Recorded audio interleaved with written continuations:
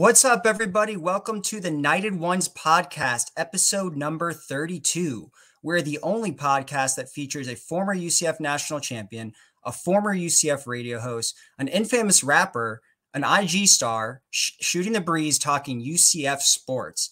Tonight, we are a little bit shorthanded. We have no Roger and no Josh, but we have myself, Mr. Ben Stout, and Trey Neal. So without further ado, let me bring in the guys to the show. There's Mr. Trey Neal, the former national champion. How are you? I'm good, man. Just watching Iowa beat LSU. Oh, yeah, Caitlin Clark. Get some revenge on last year. Yeah, man. All right. And then, of course, we have our resident 7-footer, Mr. Ben Stout. How are you? Doing well, guys. Good to see y'all. Yeah, we're going to hold it down for the rest of the crew tonight. Yeah, it will probably be a lot shorter of a show, which can be nice sometimes. But, yeah, we'll hold it down for our guys that are absent tonight. Full-on off-season show right here. Let's do it. Yeah, that's exactly right. So, well, that's a good transition. We are in the off-season for most of UCF's major sports here. Obviously, basketball, they are out, lost in the NIT, which we talked about last week. So let's get into the big news for UCF basketball, which we kind of alluded to this on the last show, guys, but Johnny Dawkins was extended. Publicly, at least, the terms of his new deal were not really released. We all kind of have surmised it's probably a short deal, maybe adding 1-2 years to his current 1 year that he had remaining on his old contract. And we don't know terms of the buyout. We obviously don't know numbers or figures, but Johnny has been extended after a surprise year where UCF, outperformed their initial expectations. So, Ben, why don't you get into, are you happy with the move? Obviously, we don't have a ton of details, but, I think we thought that this was probably expected. Yeah, I mean, it's I'm looking forward to actually hearing some of the details. I mean, as you said, Alan, we're expecting it. I mean, I think we'd all be shocked if it was beyond 3 years, the extension. I think even a little bit surprised if it was, any more than 2 years. That's about what I would expect, is a 2-year extension with a relatively, let's call it normal buyout, if you will. It's interesting because tonight it was announced that out of a fellow league mate, Oklahoma State hired Will Lutz, who's the coach of Western Kentucky this past season, took them to the NCAA tournament. It took a few other schools prior to Western Kentucky to the NCAA tournament. And so while I'm happy to no longer be a part of a stepping stone school, if you will. I mean, obviously, if you're able to be a coach at UCF at any program, but certainly either football or basketball at this point with our standing in the Big 12, it's no longer a stepping stone job, which is great for us. But what that means is, and we talked about this a little bit last week, is that when you're going after coaches that are maybe hot commodities, coaches that are taking smaller schools to the NCAA tournament, those smaller schools, very similar to what we have done in the past with buyouts of Josh Heupel, buyouts of Coach Frost. I mean, you've got to pay some money in order to get them out of their contract at that university. And so the reason why I brought up Will Lutz is his new contract at Oklahoma State hasn't been announced, but I know that his buyout at Western Kentucky was $2 million. That's more than Johnny Dawkins makes in a year. And so it just kind of goes to show you that, if we were able, or, it's, as you mentioned, Alan, Johnny Dawkins, his team, overperformed from expectations, I guess, of the outsiders looking in. As we got into the season, expectations start to rise as the team plays well. And ultimately, with the amount of close losses that we had, you could say that they probably wound up about where they should have been with the talent and the grit that this team had. So I mean, it's a good overall year for Johnny Dawkins our first year in the Big 12, but a little bit of that had to do with some limited expectations of his squad in the toughest conference in college basketball. But that being said, I think that's certainly enough to extend him and make sure that he's not a lame duck coach going into his last year of his contract. But I don't know if it was enough to extend him beyond a long-term period, or get as we kind of discussed last week, can it get any type of criticism off of his back, just because of two things. I think look back on this season. I think you look at the amount of games that we were right there and didn't pull it out. It's kind of a what could have been season. And then ultimately, while the recency bias of this kind of stinks for Johnny Dawkins, you just can't. It's a tough pill to swallow when you lose the last one against that team, the way that we did against the Cows. So, it's that part of it was a little rough, and so it kind of leaves a bad taste in the mouth on the season. And ultimately, I think that the news, when it finally does become public, I think that news is gonna come out where it'll probably be about a 2-year extension. Yeah, that probably makes the most sense. Trey, I know last time we asked this question, it spawned a whole Gus Malzahn conversation, which we'll get into a little bit later. But any thoughts on Dawkins getting extended? Yeah, I guess because again, I'm not familiar with the coaching basketball, but you alluded to the guy from Western Kentucky getting hired. The buyout's $2 million. That's more than the salary. Obviously, would he be a hotter commodity upcoming coach? Would you say that Oklahoma State got? Than Johnny Dawkins? Yeah, probably. Yeah. Right. Oh yeah, absolutely. Yeah, he absolutely would be.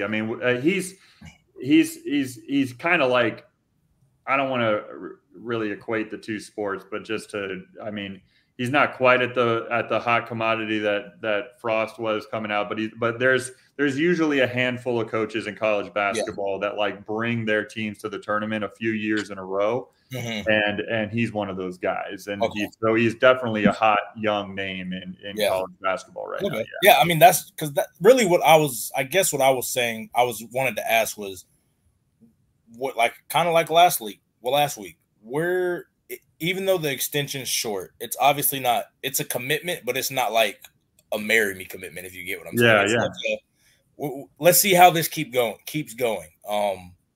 What would be an upgrade? Because to me, I think ultimately expectations determine, if you are successful or not. I think everybody as a program, we want to be just competitive. I don't know about basketball, but football, there's a standard. I'm sure you have a standard for basketball. I'm sure the guys that played here before, there's a standard, a realistic expectation. Mm-hmm. So what would that be? And do you think Johnny Dawkins is that guy to get us there? It's kind of a tough thing, because it's I know that I'm kind of the resident Johnny Dawkins defender on this show, and I get that, but and that's obviously because I have a good relationship with him. He's a great guy, but I also have seen just how competitive he is, how he coaches his teams. I like the way his team, for the most part, are very disciplined.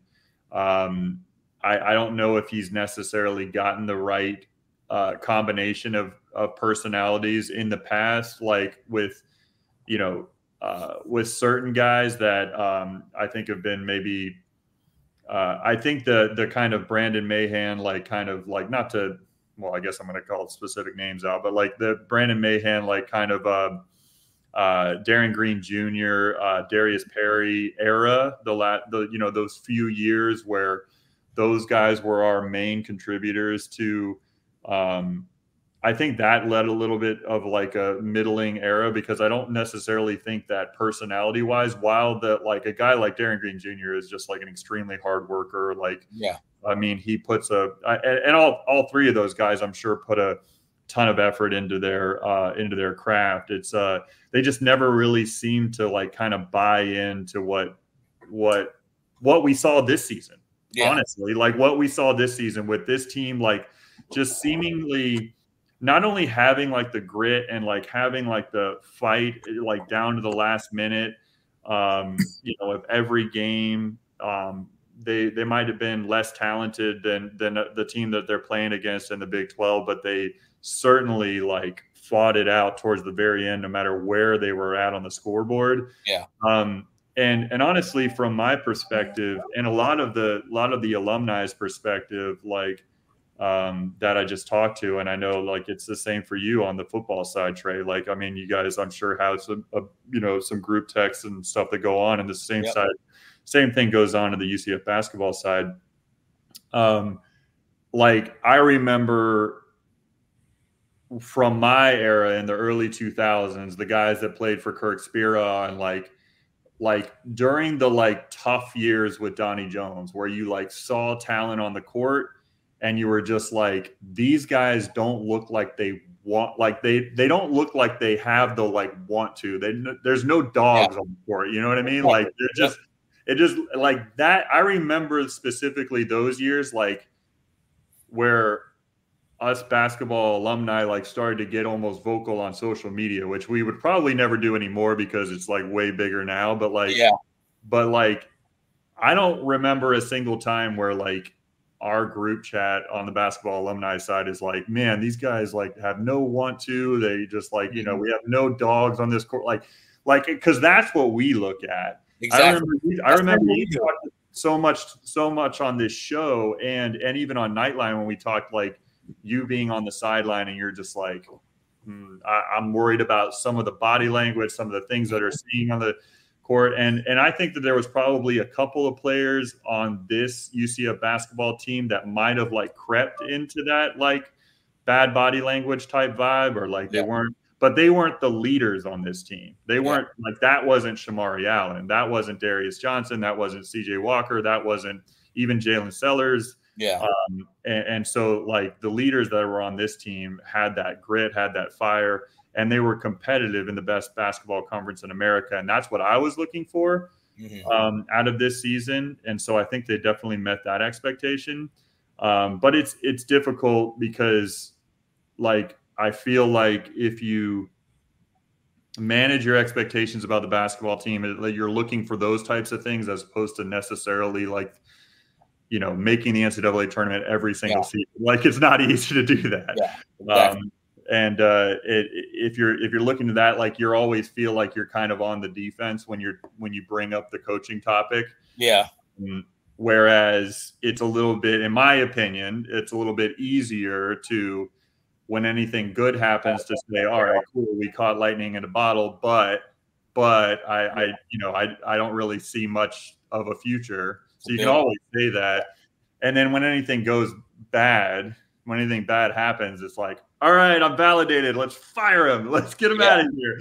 And so it's tough. I mean, it's very expected that this time of year is so easy to blame the coaching staff because we're still not, like 5 years into it, we're still not used to, well, I guess it's been 4 years really, but like 4 or 5 years into it, like as college basketball, college sports fans, we're still not used to how quickly these players just don't care about the word commitment and how quickly they move on from a program. Yeah. And so this time of year, the transfer portal gives and it takes away.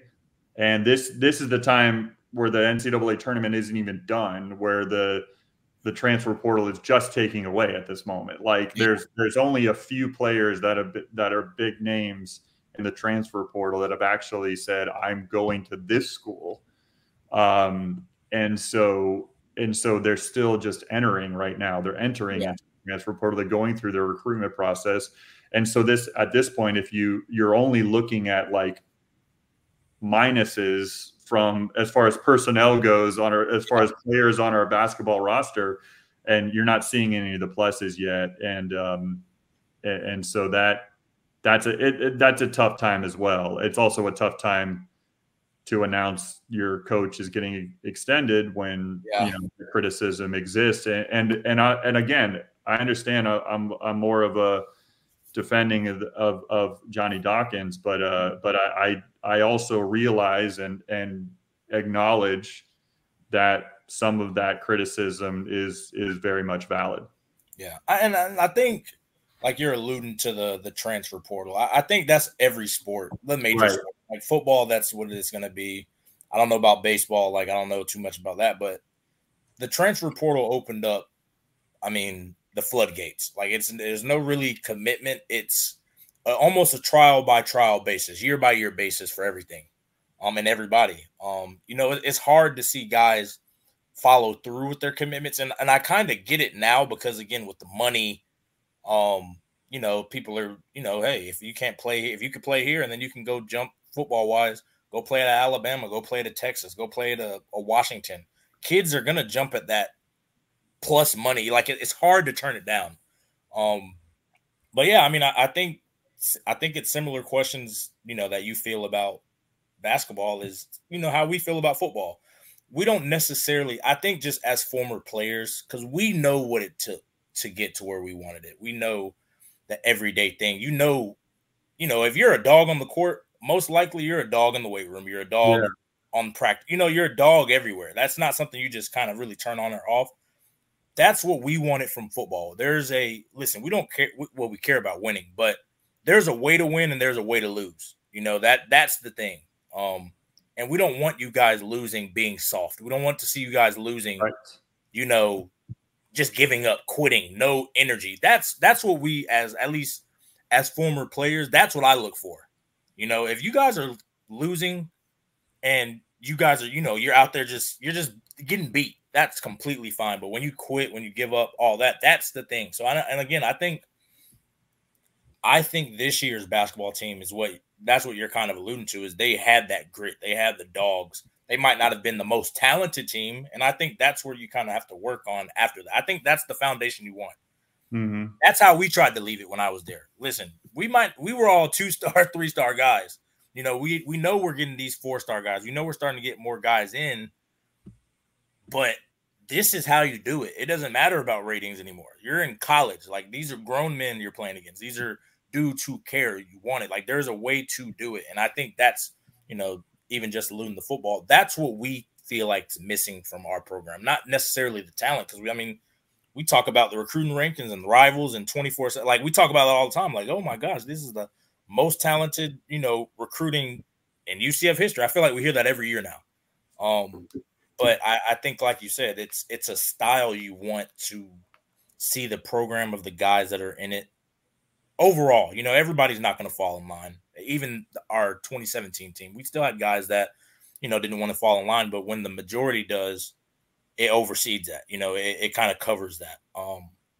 But yeah, I think if that's what, as a former basketball player, alumni, if you guys want that gritty, that tough team, this should be what we want. And hopefully the talent part happens. You're in Orlando.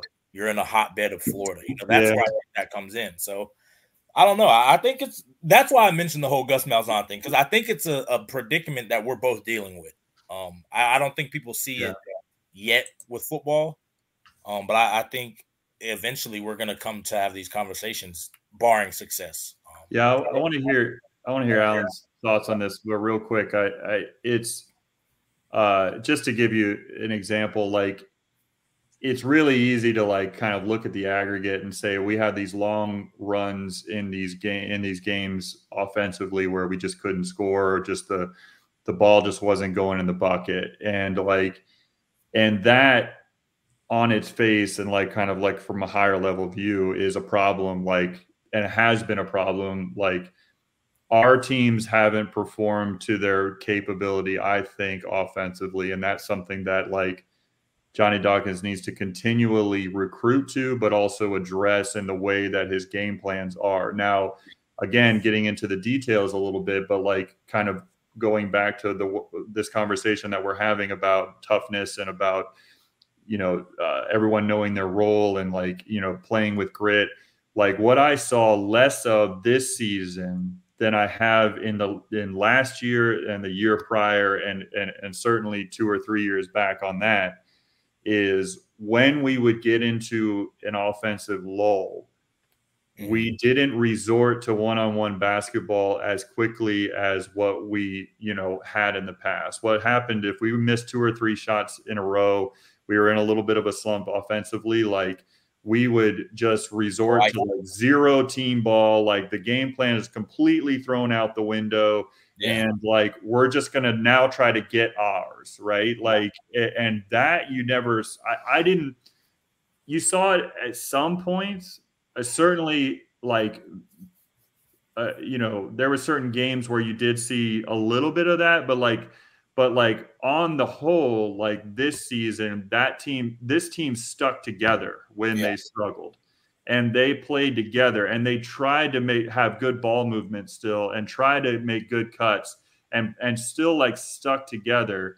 Yeah. But at the same time, they recognized when somebody, could bring them out or maybe carry their team on their back, like Darius Johnson did a few times this season, and then they rode that hot hand. That's fine. But like, it wasn't as forced as it has been in the past. And like, again, just looking at a little bit of details, that's like a step in the right direction. And if we can get like, further longer stretches than that, then certainly, that bodes well for the future when you combine that with the like sometimes like stellar defensive game plan that Johnny Dawkins teams definitely bring.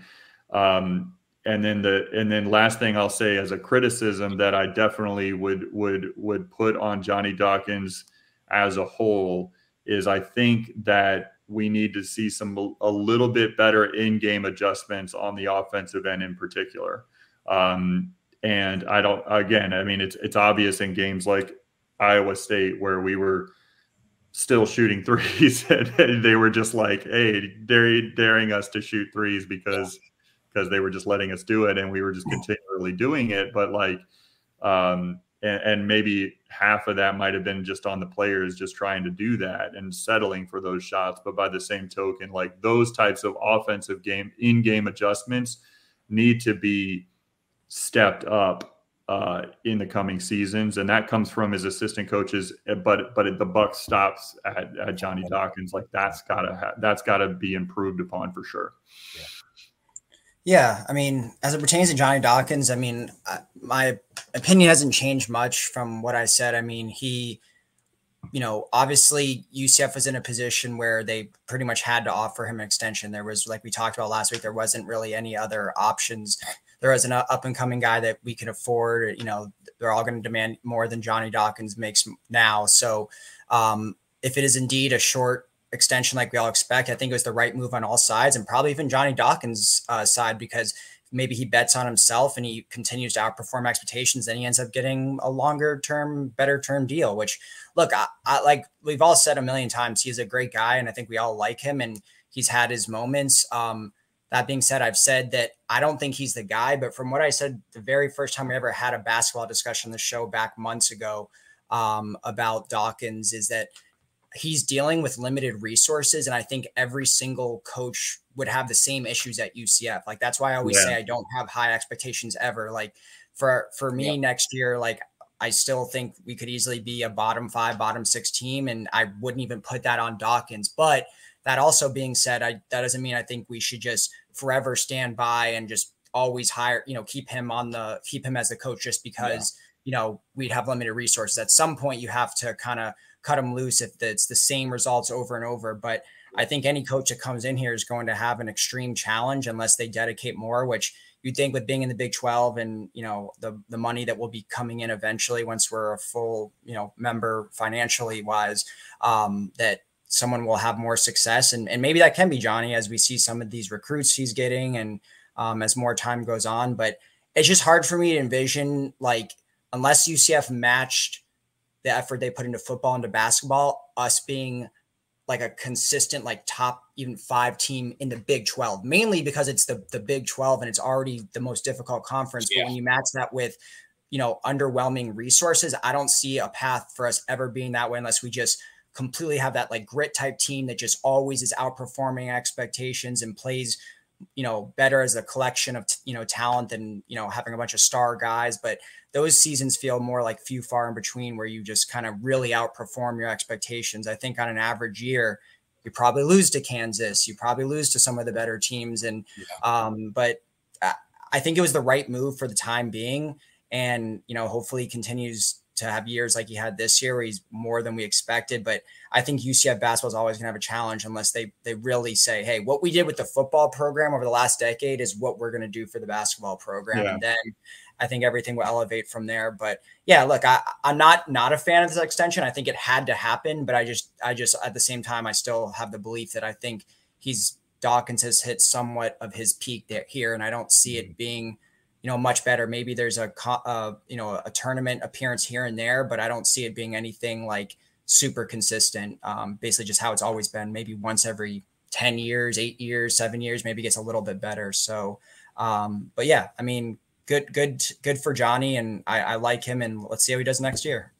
Yeah. And that resources constraint is definitely felt throughout the program. I mean, I recently I've talked with people that are AD level and associate ADs at UCF and obviously the basketball program themselves, but like it's hey, it's always like great. It always has been like for the last, forever really, but certainly now it's like, they just understand how to scrape pennies together to try to like get everything out of that we can.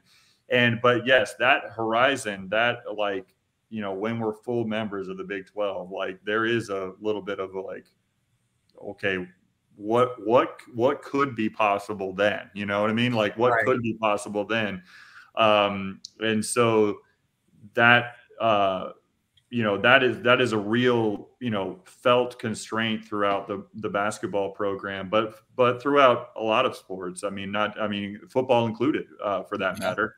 But certainly it is felt throughout the basketball program, and it's just like, hey man, we've been knocking on, they're not saying knocking on the door. I'm just trying to think of a phrase to say right now, but like, we feel like we could really bust through once the resources come, but we've got to be able to put 2 or 3 more years together of just, the way we've always been, as far as not the way we've always been, maybe, record wise or whatever you can say, but like, just how we've always just tried to pinch our pennies and try to make it work from a resources standpoint.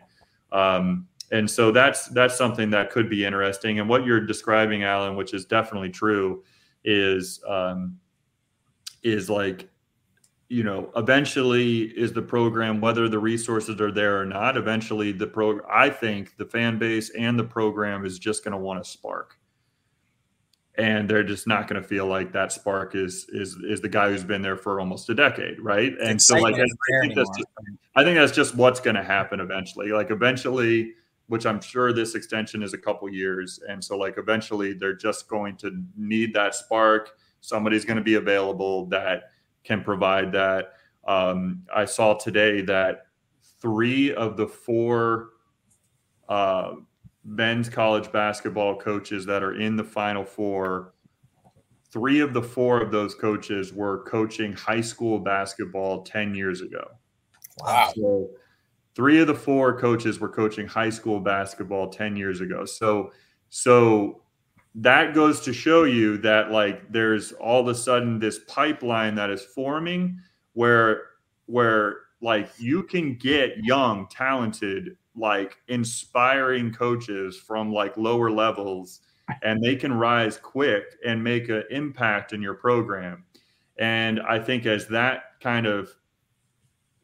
potentially continues to develop, we've got one in our coaching staff right now. And I'm not saying that he's like, should be looked at as our next basketball coach, but we've got a couple of state champion, like, high school basketball coaches on our staff right now. And so like, there is opportunities out there. There are avenues to take where you can provide that spark to your program. So, like you said, we're going to move forward with Johnny, and we're going to see how this goes next season. But after that, I think all bets are kind of off. Yeah, I also think too, like with the basketball program, is they need to also like get a few consistent like higher level winning seasons, because like when you look at the football's like meteoric rise, like they were compounding 10 win season after 10 win season, like 9 wins, even when it wasn't going to the Fiesta Bowl. I mean, there was times that 07 and 2010 and, you know, all these times where they were getting 9-10 wins consistently, and that naturally compounded with just, you know, slightly better recruits, more and more, the profile of the program rising and rising, like becoming the, you know, the favorite in the conference, even though it was Conference USA or American. It just was kind of every single year their profile started to rise. And I think basketball needs that too, to just, they need momentum on all sides to really have that, you know, just to be that team that's going to be more consistent in the conference and, you know, attract better coaches and better recruits. I think there's really no history or foundation of winning. Yes, they've had their moments, but I feel like there's nothing you can really look back to and be like, hey, that was a special moment, outside, of course, the, you know, the second round appearance. But when you think of football, you can point to so many special moments that even probably a lot of non-UCF fans could, you know, say, all right, I remember that team from this. Whereas UCF basketball, I don't think has that national appeal or just national recognition, whether it's from fans, media, other coaches, you know, high school players. It's not there. So I think they need like 3-4, like, you know, 23 to 25 win seasons, a couple tournament appearances, something to really just get them over the hump. And then I think it'll start to naturally compound a little bit more. But I still find like just that road in the Big 12 is going to be so hard to really, I feel like, be, you know, maybe consistent, like top 5, top 7 is something realistic, but to be like a consistent, like we're contending for the conference, I don't even see how that could ever happen, just with like just the amount of blue bloods and great teams there. I mean, we looked at it this season, it's like the net rankings and the top 25 rankings. I mean, it's like, if you're saying that you're competing for a top 3 spot in the Big 12, that means you're a top 10 basketball team in the nation. Like, that's it. Like, so like, and I'm not saying that you're saying this, Alan. I'm just saying that like the fans that are saying like, oh, well, if we're not top 5 in the Big 12, like that's not good enough. And it's like, well, if you're top 5 in the Big 12, you're a top 20 team in the nation. Like that's basically how it works. If we could be a top 20 team every year, sign me up. Yeah, everybody would be happy with that. Yeah, of course. But and we've talked about it though, and I've used the word opportunity about 1 billion times during the basketball season, and that's what this conference definitely provides. But what that also does is, you know, yes, it provides the opportunity to beat those teams, but those teams aren't quad 1, quad 2 for no reason, right? I mean, they're very tough matchups, and so you're right though. I mean, it's there's opportunity to make the NCAA tournament every single season because of the conference that we're in. The losses don't hurt as bad, and the wins are huge, right? And that's what's really cool. I mean, when you talk about going into a 20 game conference schedule next season, and you're taking away Texas and Oklahoma, but you're adding Arizona. You're adding Arizona State. You're adding Utah, which is a perennial, like right on the cusp of the top 25. Like they're a very solid basketball team. I mean, you're adding a lot of really quality. I mean, even Utah State. Didn't Colorado make the tournament this year too? Yeah, Colorado was like I mean, they have the number one. They're probably going to have. You know, Colorado's probably going to have the number 1 pick in the NBA draft. I mean, they're that good. Like, and so they had a tremendous amount of talent on the basketball team in Colorado. So that's another team. So yeah, we're adding all these teams to the Big 12 now. We're going to add 2 more conference games. So yes, that all is going to come with that word opportunity, but it's also going to come with a lot of adversity because these teams are good. Yeah. Really good. And so that, you know, so yeah, I think what you're describing, or at least what you're describing from my perspective, I guess I should say, is what I'm hearing from my perspective is like, I think what we want to see next season, I mean, legitimately next season. And I'm not saying that my goal is that this team, which by the way, we're about to get into it. We're about to talk about this, but like, we don't know exactly. I mean, what is this team going to look like next season? We just don't know. And I think that's going to be that's the new normal, unfortunately, in college basketball, especially. We're going to have to kind of reload every single year. But if we can put together, some more magic in the transfer portal, a couple more one more high school recruit at least,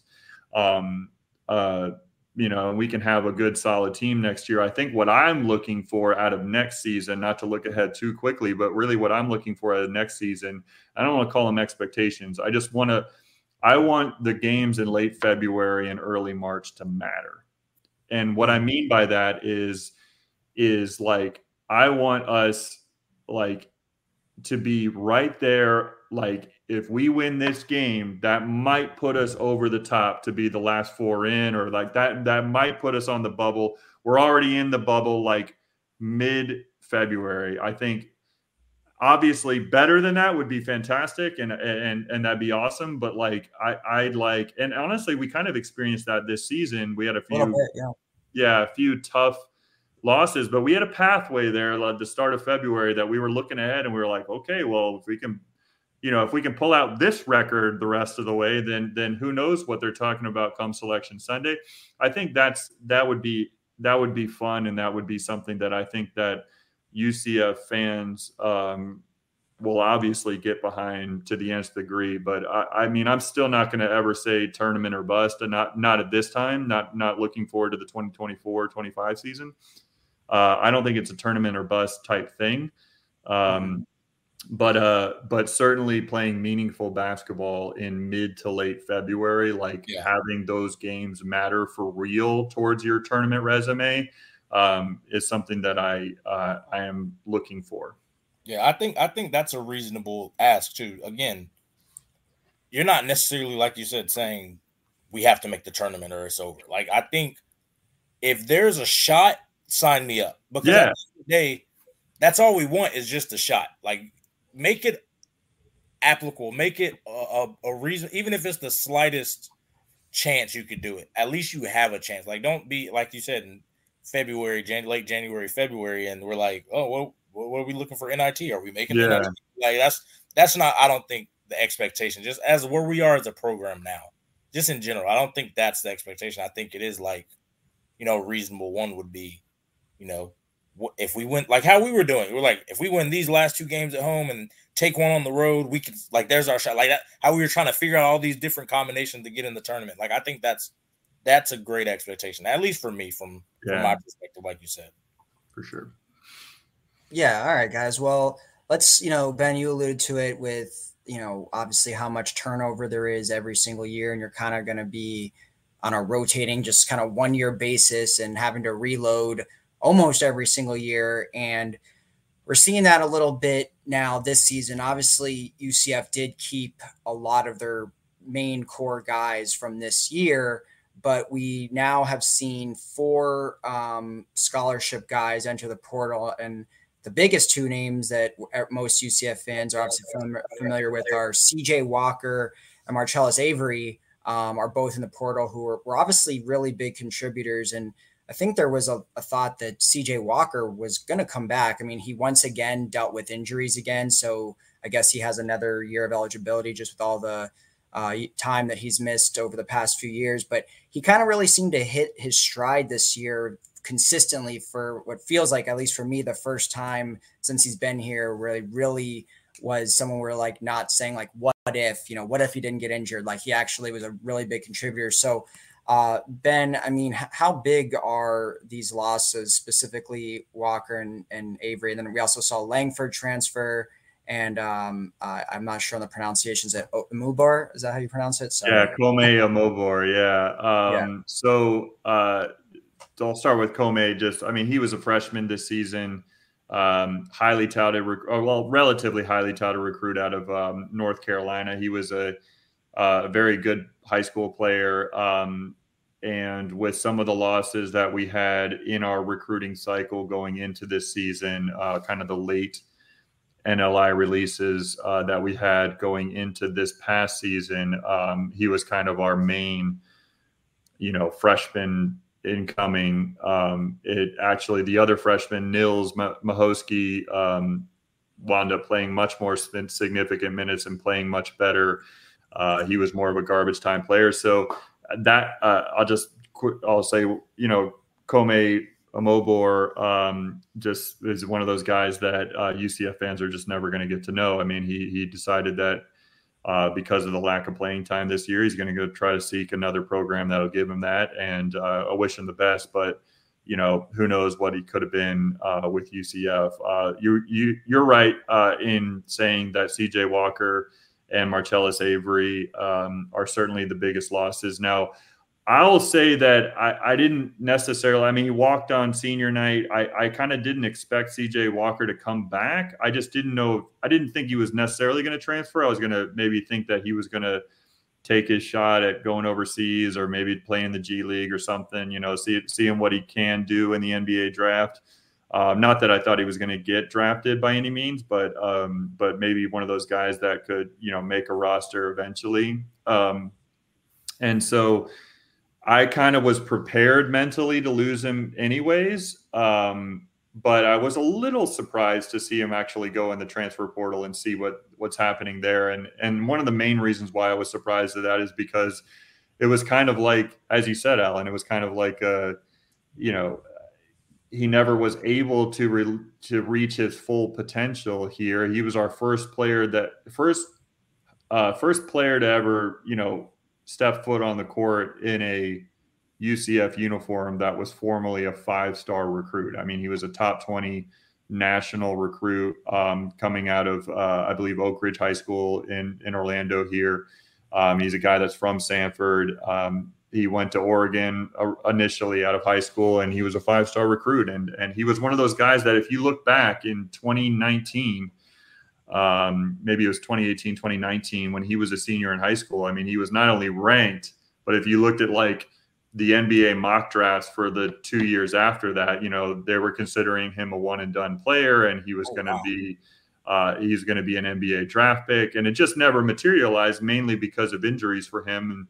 And the reason why I'm a little bit surprised that he's going to try another school is kind of similar to Mackenzie Milton, I guess. Not that that's a totally different story, as to why he left. And certainly there's nothing there, but it was almost like that. We nursed you back to health, and you finally are starting to. It's a terrible analogy. I'm going to get off of the Mackenzie Milton thing, but it was with him, it was like we kind of, because you were injured so much, like we kind of never saw your full potential here, and then now you're leaving, and then wish you the best, but it's too bad that he's trying another way. And then Marcellus Avery, he provided some good spark off the bench, and he had some big games. His length and his athleticism and he has some good ability, and he's one of my favorite players, especially the first half of the season. I said it many times on this podcast that he was like one of my favorite players to watch because I thought he provided so much spark and energy. There were certain games where it did seem like he was a little bit like disinterested in like sticking to the game plan. So, maybe there was some, kind of friction there. Or just, again, this is kind of the new normal. Like players are just moving on, and he wasn't necessarily a starter this year, so maybe he thinks he can be a starter somewhere else, and that's fine. And I wish them the best, but I think what's interesting about this time of this year, and I've already said this, but like, the transfer portal takes away from us right now, and we'll have to see what it'll give to us soon. And so those 4 players are gone. And DeMar Langford, lastly, I actually thought that he was like out of eligibility. So again, that wasn't really much of a surprise there. He kind of played limited minutes, even though he started in the beginning of the season. Yeah, I mean, obviously, like you said, we know who the 2 biggest losses are, but CJ Walker, I think that's a good point. He's going to be in his last year, or he was going to be gone anyways. So, the long term with him, he didn't have much of a future left here anyways. He's, at the point where he's either going to go pro or, whatever, go overseas. And so only had one more year left maximum. But yeah, Avery's obviously a loss. But, it was good to see, guys like Sellers say that they're returning, some of the really key guys in this team. So, but speaking of, kind of new guys, I mean, in this trade, did you have anything you want to talk about on the transfers? I don't really know too much about all that. Just on the note that you just said, just to reiterate it for the fans, right now UCF has 5 scholarship players on their roster for next season. That's Darius Johnson, Tyler Hendricks, Nils Mahosky, Jalen Sellers, and Tierno Silla. And we have 2 incoming players, and that's Cameron Simpson, a 3-star high school guard, and Mikey Williams, who's a transfer guard, which we've talked about numerous times on this show. And we don't have, which we're going to get to next. Go ahead, Alan. We don't have somebody else that we thought we were going to. Yeah, well, actually, before we get, and then so the other guys that were scholarship this year, they're most of them just graduated, right? I mean, that's pretty much the rest of them that you didn't name all graduated. Okay. Yeah, everyone else is graduating. So like guys like, Diallo, like the high contributors like that. They Shamari Allen, they were 5th, 6th year guys. Their COVID year was gone. Like they have no more eligibility left. So those contributors weren't able to come back no matter what the school. So the only transfers were the guys that you mentioned. Right. So that brings us to, someone we were supposed to have that was part of the 2024 high school recruiting class. And that's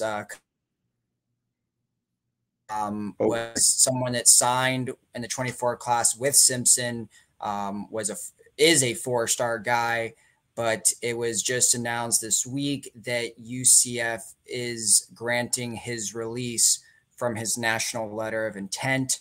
I'm not sure, Ben, maybe you could speak more of this, if there was reason behind why he changed his mind after signing with us, and what kind of went down there, and should UCF have ultimately allowed that release? Or remember George O'Leary one time, there was a quarterback from Louisville that he said, no, you're not getting out of your NLI. So should UCF have pulled a strong arm on him, and what insight do you have into why he ultimately switched his decision after like a month after signing day? It's been maybe a month and a half. Yeah, it's been a little while. It might have been even beyond that, because I think some basketball players are able to sign in that early signing period before. Right. So it's been a little while since he's been fully committed to UCF. And I unfortunately don't have any insight as to why he decided to, as he put on his Twitter, mutually part ways with the UCF basketball program. I think that this is the part that, like, I don't think I'll ever get used to with this new era of full-on player empowerment where the word commitment means nothing. I don't think I'll ever get used to this part. The transfer portal is something that I think is just like, it is what it is. Like, I think I'll get used to that. And I have gotten used to that for the most part. I've just kind of recalibrated my thinking on, hey, it's going to be a new team every season. I'm just going to cheer for what's on the front of the jersey, and we'll see what happens. But I think the part that bothers me the most about this is these players. It happened twice last season. I mean, it happened later than this last season with the 2 players that left. I mean, we're talking, it happened over the summer where Joey Grant and a player that his Padmas was his first name. He was a European player that I can't pronounce his last name, but both of those players left after they signed their national letter of intent, and they were let out of that fully by the school. And that's the situation with KJ Greene here. And what bothers me the most about this is that when you sign your name on a sheet of paper, like that could be about as binding as it gets. And that should be the commitment that you're going to go to that school for at least your freshman year in this instance, your freshman year, you are going to give everything that you can because you've gone through a 3 or 4 year, in some cases for these high level recruits, recruiting like gauntlet. You've had plenty of time to make your decision, and you've made your decision, you've made your commitment. We being the basketball program in this case, has made plans around you being here. And those plans shouldn't be disrupted anymore because it's too late. It's not too late necessarily, but it's like, it's much later than what we would want to from a high school recruiting standpoint to like change those plans now. And I think one of the tweets I saw, and I forgive me, I wish I could credit who said it as far as this word, but they use the word unsustainable. And I think that's the part that bothers me the most. Like, these players being released from their NLI after they've signed it, sometimes months after they've signed it, like, we're going into the offseason, we're going into the recruiting cycle that is like hot and heavy for transfers, not necessarily for high school recruits anymore, for next season.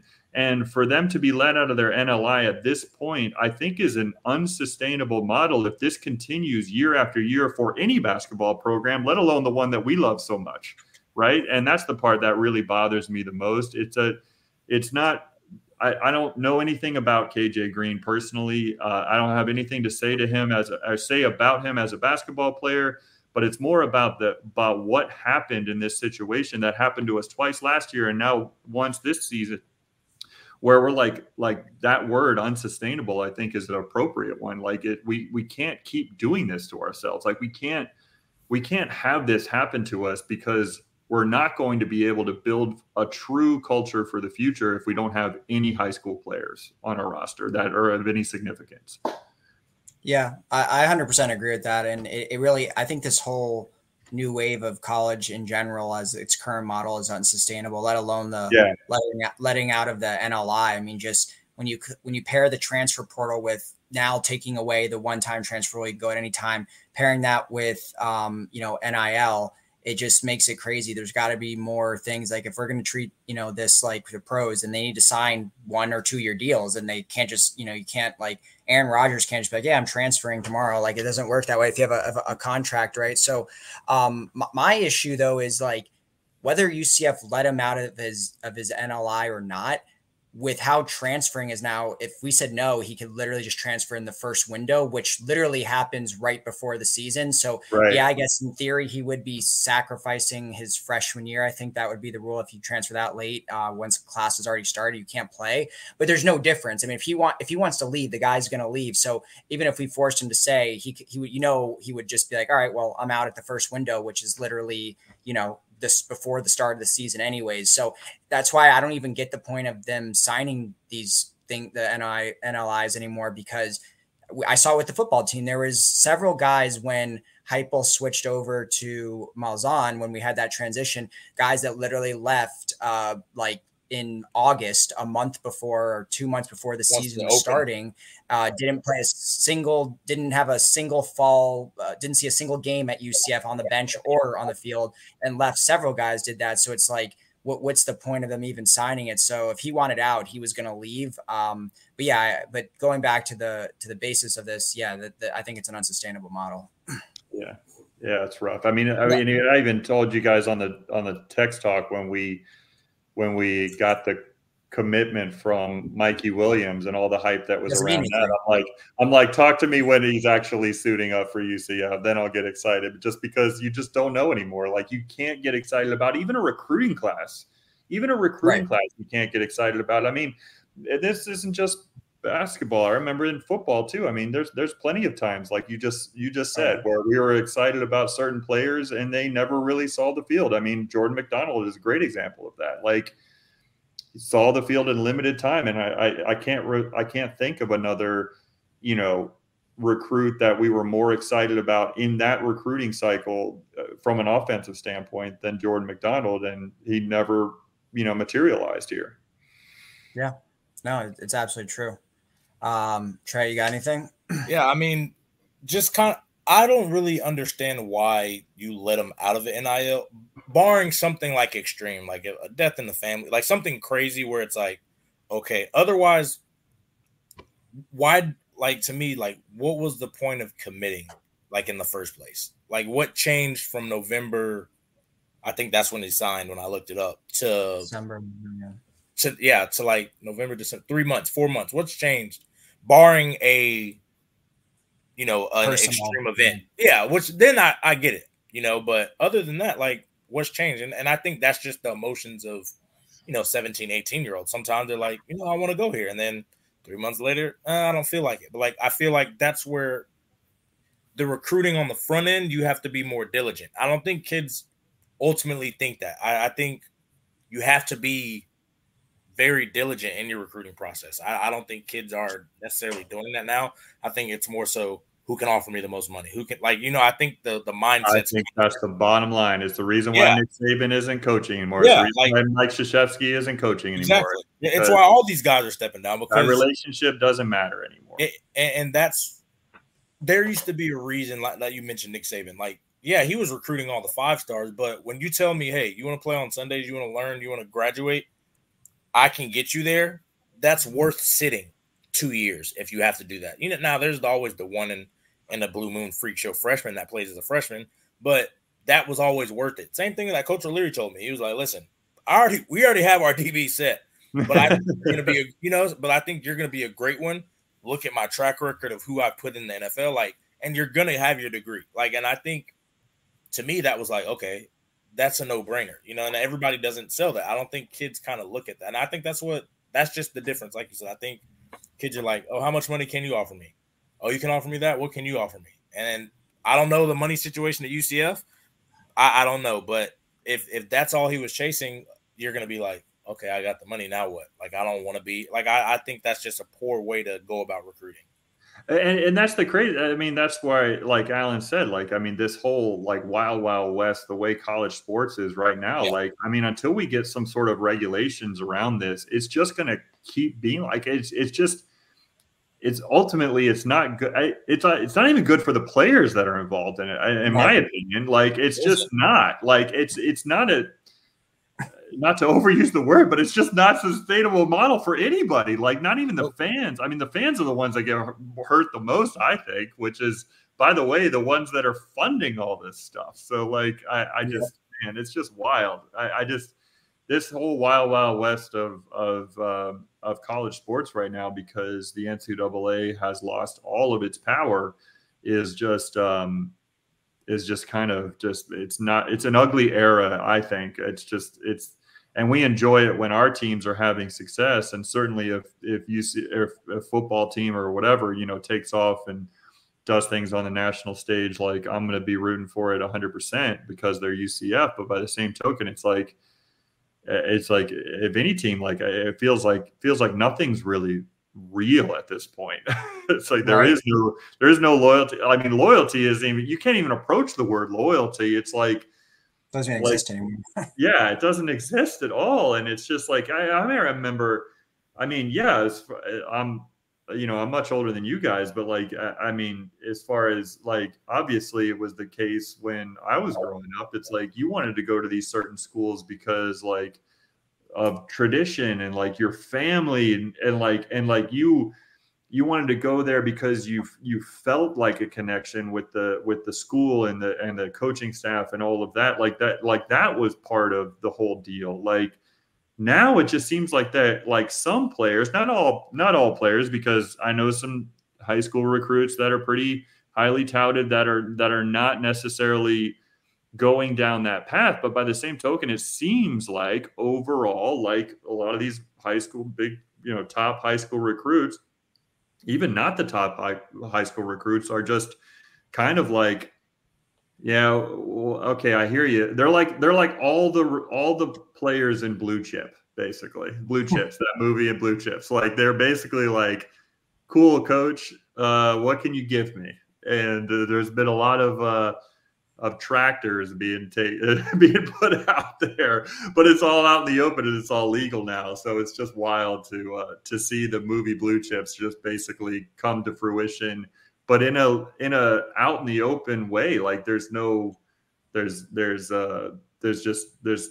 shame about it anymore. It's like they don't even seem to care about where they're going. They don't even seem to care about, who the coach is. It's just a matter of who can open up their wallets the most.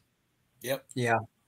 It's a shame because I always say that I've said this on my page ever since like this new wave of college athletics came in, but like it sounds corny, but I think it's like just destroyed the charm of like college athletics. Like I've always loved like the fact that it felt in college that you were truly playing for the letters on the front of your chest. Whereas in pros, it's not there. Yes, there's some guys that have, sentimental to one team. They played their whole career, but you see in pros now, like basketball, where guys are just gone and there's no loyalty. So like in college, you 90% of the time before all this happened, the guys that were in every class were graduating from there. So you could really have a respect for these guys and be true fans of them because they were there for 4 or 5 years. And I think I put this, I counted this a couple months ago.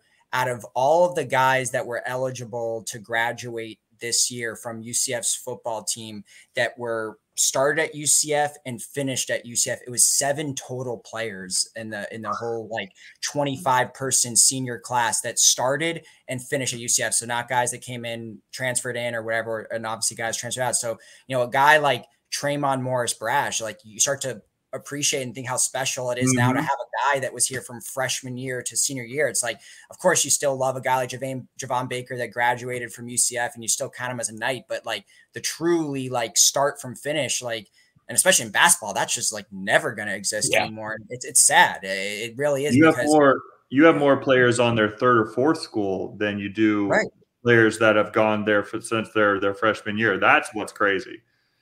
It is. And it sucks because that was, but if we're going to make it exactly like the pros, then I would at least like to see like a contract where you can't leave 3 months later after you sign with a team and make it a little bit more regimented like that. At least there would be guys that there'd be a little bit less turnover and a little bit more consistency. If you have maybe higher level players that are signing, bigger NIL deals they're signing for 2 years and 3 years, and they're actually in that contract. But how it is now, like you said, we'll just keep using the word, it's unsustainable. Right. Yeah. It's just crazy. So yeah, I mean, like think about it. Think about the seniors that were on the 2013 UCF football team. Think of the seniors that were on the 2017 or 2018 UCF football team. Like think about like that senior class was like, especially the 2017, like I remember like so many of those seniors. I mean, obviously Trey, you were on that team and you played with those guys. Like I remember so many of them. There were just like, I was just like, wow, this is the winningest class in UCF football history. And it's like, you appreciated every single one of them that had been there that long. And it's just like, had went through so much for the school. And they went through so much for the school, like for each other and for the fans and for everything. Exactly. All that connection is just gone. It just seems like that. I mean, we went from that to 7 years later, where you just said what you just said, like 7 players. We went from that to 7 players in less than a decade. And those were guys that were on the team before this transfer portal existed. So it's going to be really interesting to see a guy that came up in the transfer or in the era of the transfer portal, guys that were freshmen, for example, last year, the year before. How many of those guys will stay all 4 years? Yeah. Yeah, and this is the last season. This is the last year of the extra COVID year where you could stay in school an extra year. 5-6 year guys, yeah. Yeah, so we're going to see less of the 5-6 year guys, but I think we're going to see even less of the commitment, which is wild.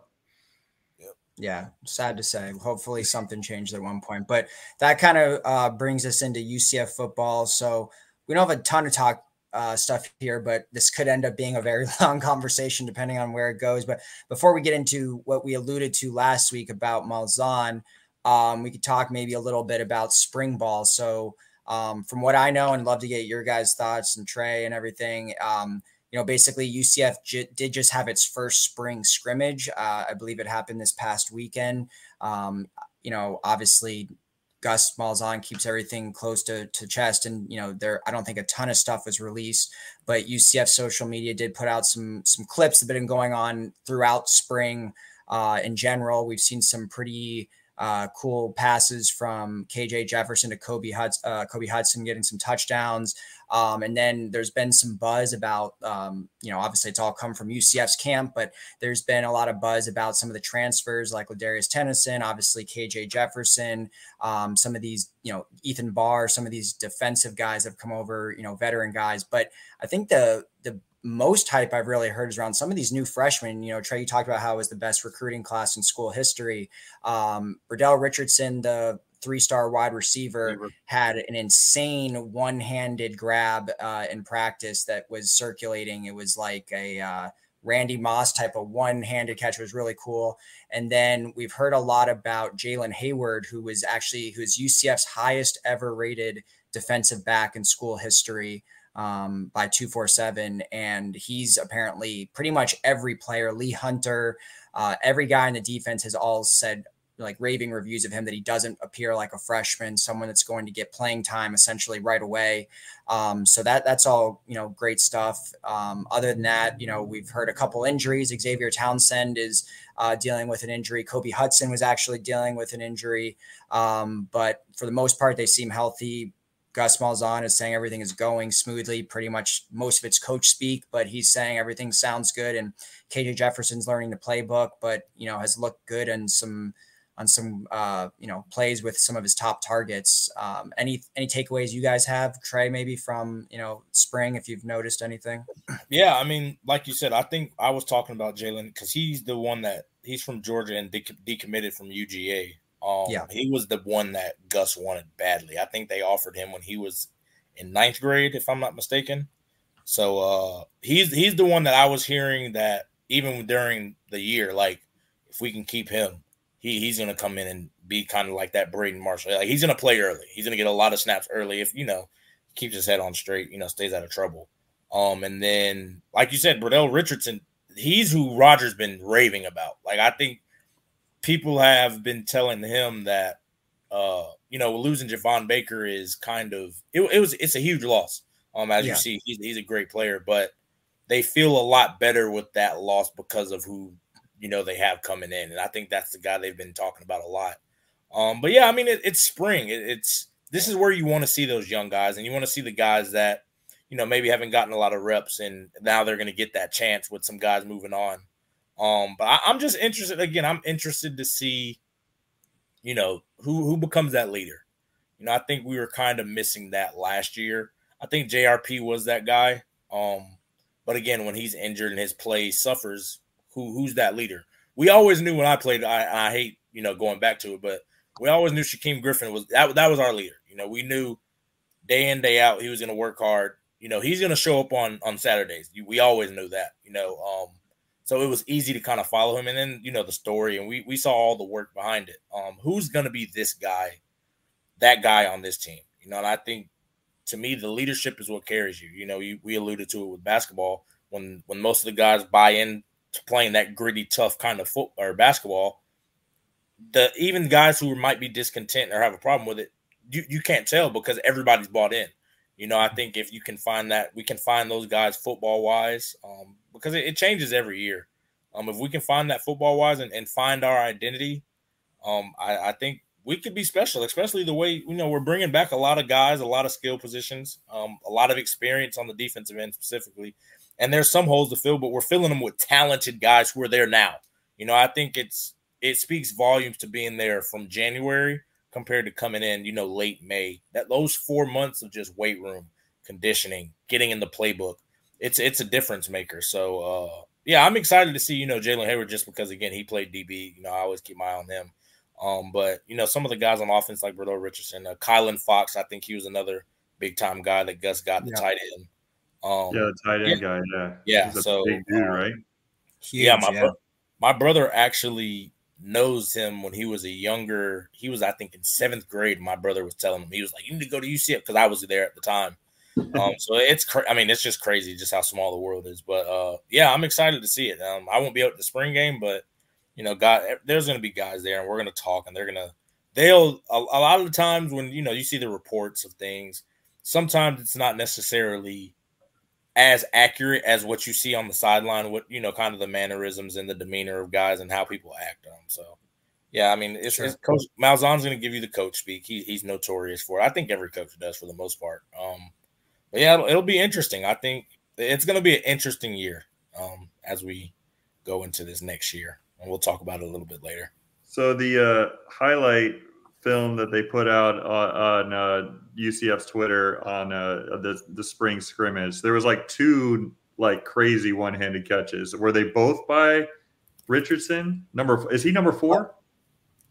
No, 4 is that's is that Hudson's 1, right? I'm trying to think. Hudson's maybe 4. 2, No, or at least it was 2 last year. Yeah. Townsend is 3. KJ's 1. Yeah, Kobe Hudson is 2. Yeah, and then I'm not sure. I think 4 might be.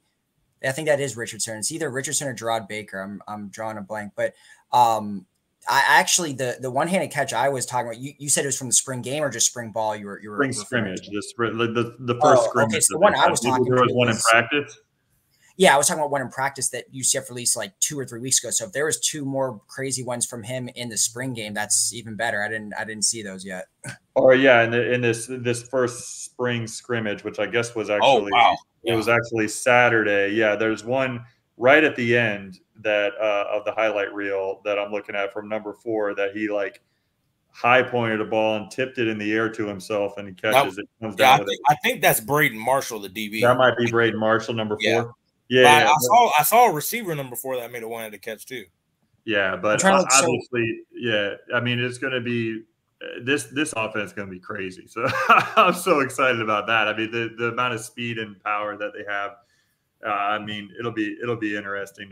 It'll be fun to watch. Hopefully, so I'm just interested in the kind of just the spring storylines that you'll never get a straight answer on. But like, I am curious. I am really curious who's going to be the backup quarterback next season. We're probably not going to know until the first notes come out before the first game. Yep. But I don't feel like that's really a lock for Timmy McClain at all. That's with zero inside information. But we certainly have some talent at the quarterback position behind KJ Jefferson. Yeah. And so that'll be interesting. And then also just the other, like, maybe it's not a battle, maybe it should be a battle. Is it a battle? Is Boomer going to be our guy? So that's going to be interesting too. You know, the place kicker battle, like, has he gotten over the yips that we saw at the end of the last season? So yeah, I mean, it's funny. It feels like for the first time in quite a long time, we don't have a QB battle. Like I know last year JRP was kind of cemented as a guy, but there were still question marks around him. So it feels like this is the first time where we just have like a bona fide, yes, he's QB1. Yes, he's really good. We all unanimously we're excited about it. Yeah. Yeah. We all unanimously have maybe blind faith in him. Cause it's funny. You look at his stats at Arkansas, they're good.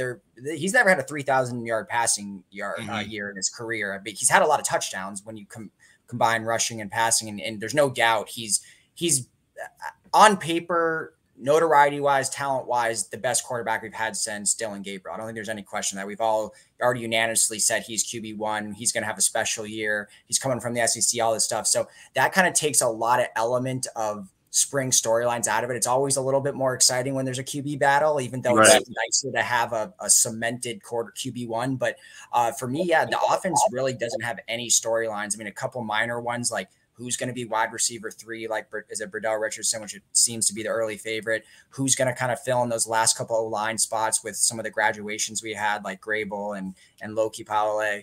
But really, to me, all the storylines outside of the one you mentioned, Ben, with the kicking situation comes on defense because, you know, there's no doubt we reinforced with a ton of talent, but there's just so many names right now. And there's just not clear where's go outside of defensive line, where we brought back literally every single defensive tackle from last year and almost every D end.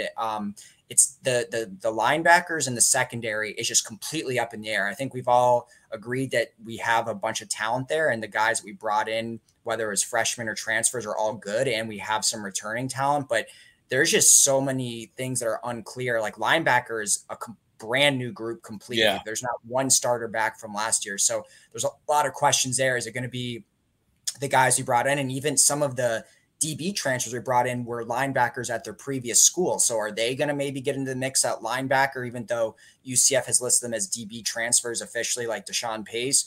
And then the secondary, same thing, outside of, maybe like a Brandon Adams and Nakai Martinez and Damari Henderson. There's a ton of new safeties. I think 4 were brought in, a couple new corners. So I think most of the storylines are going to be there. And then when you add that with the fact that we have a new DC and maybe a new playbook or whatever, that's where, to me, most of the storylines are going. Yeah. Yep. All of that matters because, again, even though you're injecting the defense with new talent plus a new play caller. So his style, even though you have Addison, you have the guy still carrying over, his style of what he sees as the defense could be a little bit different. It reminds me a lot of, my 2014 year when I redshirted. We went from Coach Summers, who was the defensive coordinator, to Coach Bresnahan. Granted, 2015 did not go how anybody wanted, but like just the way they saw defense was different. So they saw the skill sets of players that may have gone underlooked, and with Coach Summers, Coach Bresnahan saw that. For example, he saw some skill set in Mark Rucker. That was kind of the first time I saw, we call him Ruck, like Ruck, his ability to kind of just play football was when Coach Brez put him back at linebacker because he was a safety when I was with him. But like he flashed early, and then obviously he got benched and didn't see him again until Coach Frost year. But but like it's one of those things where different DCs see different abilities in people, and on the turn they can see maybe a flaw that we kind of overlook. They might see it more glaring. So it all truthfully, it's gonna look different. They might see Nakai Mart, and with how we recruited, a lot of these guys can play corner, they can play safety, they can play nickel. They might see them fit in different roles in different areas. Nakai played safety last year. His first year, he was the star or the knight, which is just the nickel. Yeah. Braden Marshall, he played nickel a lot this year. He could be outside. Like, it's so many different combinations. And I think that's kind of like you said, the storylines you're going to see is who do we trot out week 1? Because I think these things are going to battle, throughout the rest of summer and throughout fall ball. Because I think you really separate – the guys separate to me in fall ball because that's where it's like the grind. That's where you're not playing every other day. You're practicing every day. Guys in week 2, the end of week 2, they start slacking off. The playbook gets bigger. You're installing every day. Those guys start falling off. The starters always end up showing then, because they take that next step. So it'll be interesting. I think you're going to see a lot of talent in the back end, but like this is my whole point. Like you guys, like you said, we're excited about the offense because we're bringing the quarterback that's good that we have no issues with. We're bringing back receivers that are great. We're bringing back tight ends. A few holes. Stud running back, yeah. Running back. So what should be the expectations bringing all this back? We have a change of defensive coordinator, yeah, but we're bringing back, the D line, new linebackers, but a lot of talent is on this roster. We're not going to say this roster's talent deficient as maybe you could say basketball. We're kind of squeezing the juice out of it. We're not squeezing the juice out of this. We have plenty of oranges, plenty of every kind of juice to go around for football. So yeah, one of those storylines that I'm really excited about, and you guys mentioned it, just the defensive line. Like I want to see how good a guy like John Walker can be in year 2. I want to see these are Caven call, like these recruits that were like the highly touted freshman recruits that got like really good minutes and showed some great things last year. Like, how good can they be in their sophomore year? Like that part on the defense is a storyline that is really exciting. Yeah.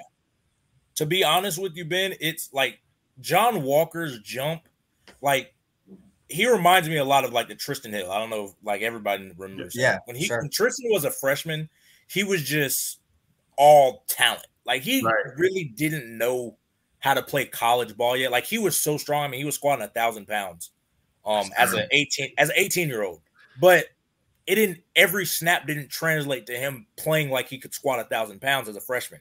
But his sophomore year, it was like you could see it. He was moving everybody. And again, John Walker, I don't know what his weight room numbers are, but just off the hoof of recruiting, Tristan Hill, I think he was like a low 2-star, 3-star kind of guy. John Walker was a big time prospect. Like he has the measurables. He's not a small kid. Like he's a big kid.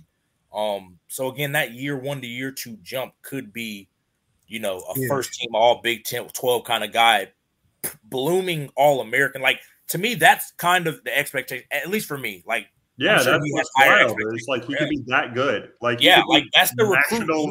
Like he could be showed it his first year too. Yeah, that's the kind of level of recruit we have in our program. Which, I mean, how many guys can we say we recruited that was like he's gonna be an All-American, or he's like we expect him to be a All-American type of player? Yeah, I don't remember any guys like that. Like not as recruits in year one. Now, did Mackenzie Millen obviously turn out to be a stud? Absolutely. Adrian Killens, all those guys, they turned out to be studs, but nobody, after seeing them play freshman year, were like, yeah, they're going to be All-American. Like, I think he's one of those guys that's, it's been very few that we've seen like that.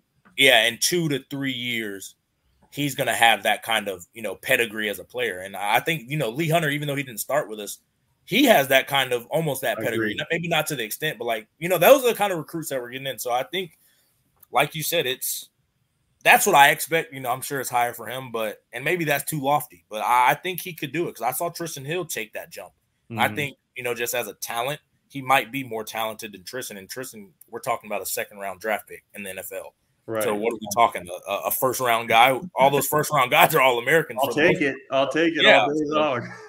Yeah, it's interesting. And too, I mean, going back to just the defensive storylines, you have that, like someone like John Walker potentially blossoming into an All-American. But I think also one of the biggest storylines of last year carries over into this year and is, will the run D be better? I mean, we talked about that ad nauseum week after week. And that, to me, when you talk about just all the defensive players, individual player storylines and them as a unit, but this is a huge one. Is UCF going to have some semblance of a run, D, where last year we finished bottom 10 nationally, and it was a huge reason why we, lost games, or at least was a big contributor.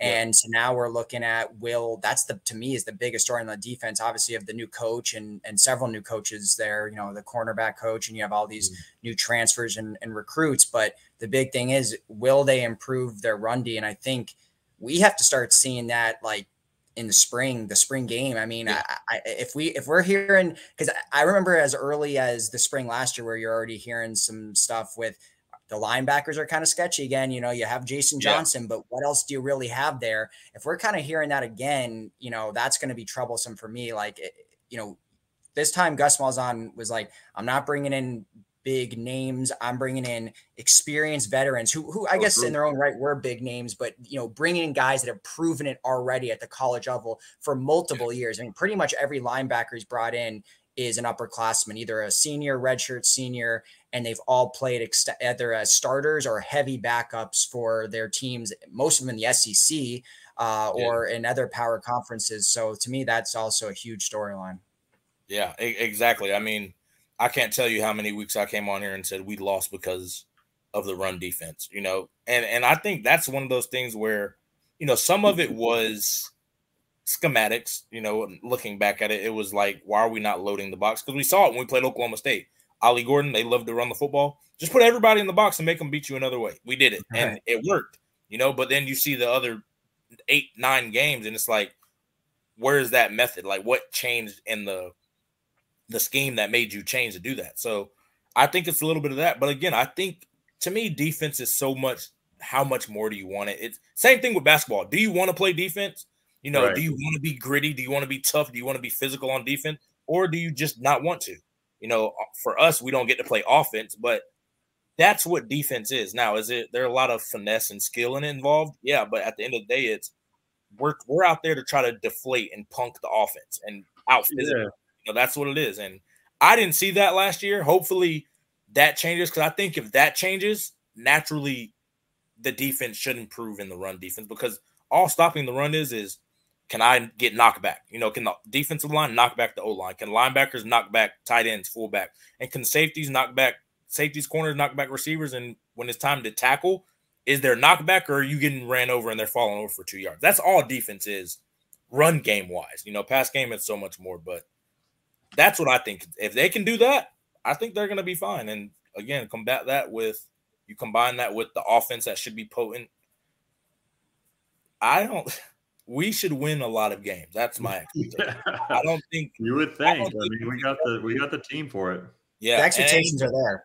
Yeah, and I was, kind of going to the Gus thing. Like, I went back and looked at just, what his seasons were in the SEC. And I'm not saying we're in the SEC, but I think we have an expectation for football. I think now, Texas and Oklahoma are big programs that left. We bring in Utah, Colorado, Arizona State. Still good programs. They're not Texas and Oklahoma as far as just giants. I think realistically with what we have, the talent, we should be top 4 in the conference minimum. Like, we just have too much more. We recruit too well. We have too many guys coming back at key positions. We should be a top 4 team, a contending team for a conference championship or getting to the conference championship. What does that mean? I don't know how it plays out wins-loss wise, but like, that's what we should be. I think going forward, barring, a total rebuild of a year, that should be the expectation for us. And I think, again, 8 wins isn't good enough, in my opinion. If we lose 4 games, I don't see 4 games on the schedule we should lose talent-wise. We might lose it coaching-wise. We might lose it, just doing dumb things on the field. But talent-wise, we shouldn't lose 4 games. So, I mean, what are your guys' expectations for football? Because, again, this was my whole issue with how we look at Gus Malzahn versus Johnny Dawkins. Like, this is where it kind of started from, was just how we look at it. Go ahead, Alan. Yeah.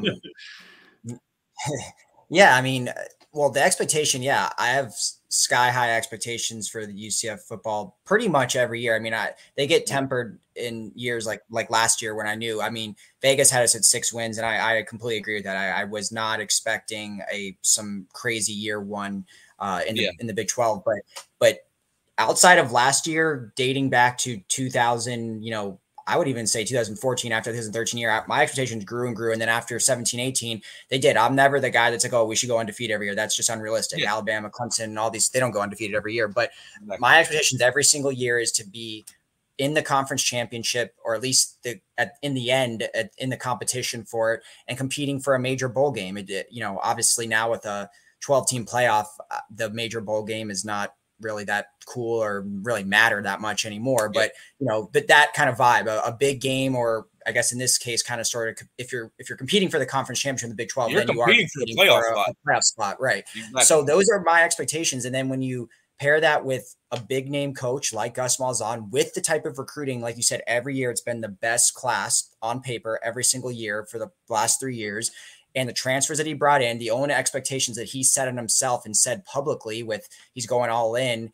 I have very, very high expectations for the football team next year and beyond. But I think the greater conversation you wanted to have was, what does that mean for Gus Malzahn? Is he kind of like the Johnny Dawkins? Has he underperformed? I know you had some thoughts on what his Auburn tenure was, and are we maybe overrating him? Are we giving him too much of a leash? Is he just completely built up goodwill purely from recruiting, and that's it? So I know you wanted to have some thoughts on that. I mean, and Ben do. Personally, I think he's a good coach. I don't think he's the coach that he's kind of the pedestal on. I think he has a lot of cachet from, high school and then the recruiting ranks, as he should, because he's great at both of them. I think that first run at Auburn where they went to the national championship carries him a long way. I think his Alabama wins have carried him a long way. But like outside of that, it's a lot of underwhelming for the talent that he's had on his rosters. And I think I don't want to be stuck in that boat. I would rather be the flip side of, we might not have the most talent, but we maximize all of our talent. I think because, and again, I have bias. Yeah, and I have bias because that's kind of what I saw. Even with guys, people are like, oh, you played with Frost. What's the difference? I'm like, Mackenzie Milton wasn't a 5-star prospect. Adrian Killens wasn't a 5-star prospect. Gabe Davis wasn't a 5. Like all these big name guys that now are big name UCF guys. They weren't 4-star, 5-star guys. They were 2-star, 3-star guys who worked their butts off, who wish we had the talent of a John Walker, the talent of a Javon Baker. You know, we wish we had that, but we squeezed all the juice that we could out of it. You know, barring injuries to some guys and, you know, off the field stuff. For the most part of the guys that played and contributed, they maximized it. You know, and I think I would rather be that kind of program than, you know, oh, we have all this talent and it just never comes to fruition, because I don't think that's the trajectory we're headed. And that's what I've seen with Gus's tenure. You know, not to say shame him. I'm just stating what I've seen. And I think for the past, you know, you can exclude this past year, but it seems every year I've come off, we've underperformed, whether it be coaching decisions, whether it be you look back the talent we had on the team from, you know, who's played, you know, contributing football, things like that. So I just think, you know, the same kind of things and this isn't just me saying, like some of my former teammates have said, the same things we are seeing from Johnny Dawkins, how people are complaining, like we have the talent and we underperform a little bit, or it's not exciting. You know, I think that's kind of what Gus is just he is exciting a little bit more. And I think just football in general will be more exciting here. So I don't know. It's just food for thought, you know, something to think about. Because, again, I said last week, you know, in a year from now, if we go 7-5, 8-4, we might be having the same conversation like, is this the best we're going to get in this conference? Because Utah is a very good football program. You know that. Colorado, I don't know. They're to be determined, but they have a lot of steam behind them, you know, just from Dion and all the theatrics and players he has, because he has some big-time guys.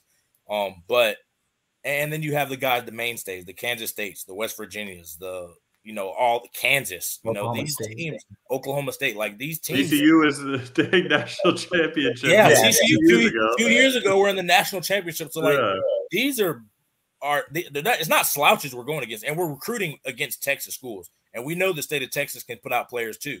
So I think we do have the recruiting advantage, because I think we're better programs than like the Floridas as of right now. You know, the Miami as of right now. But like Texas is no slouch in the recruiting game. There's a lot of kids all over that state too. So it's not like we're just head and shoulders above everybody, like kind of like we were in the American.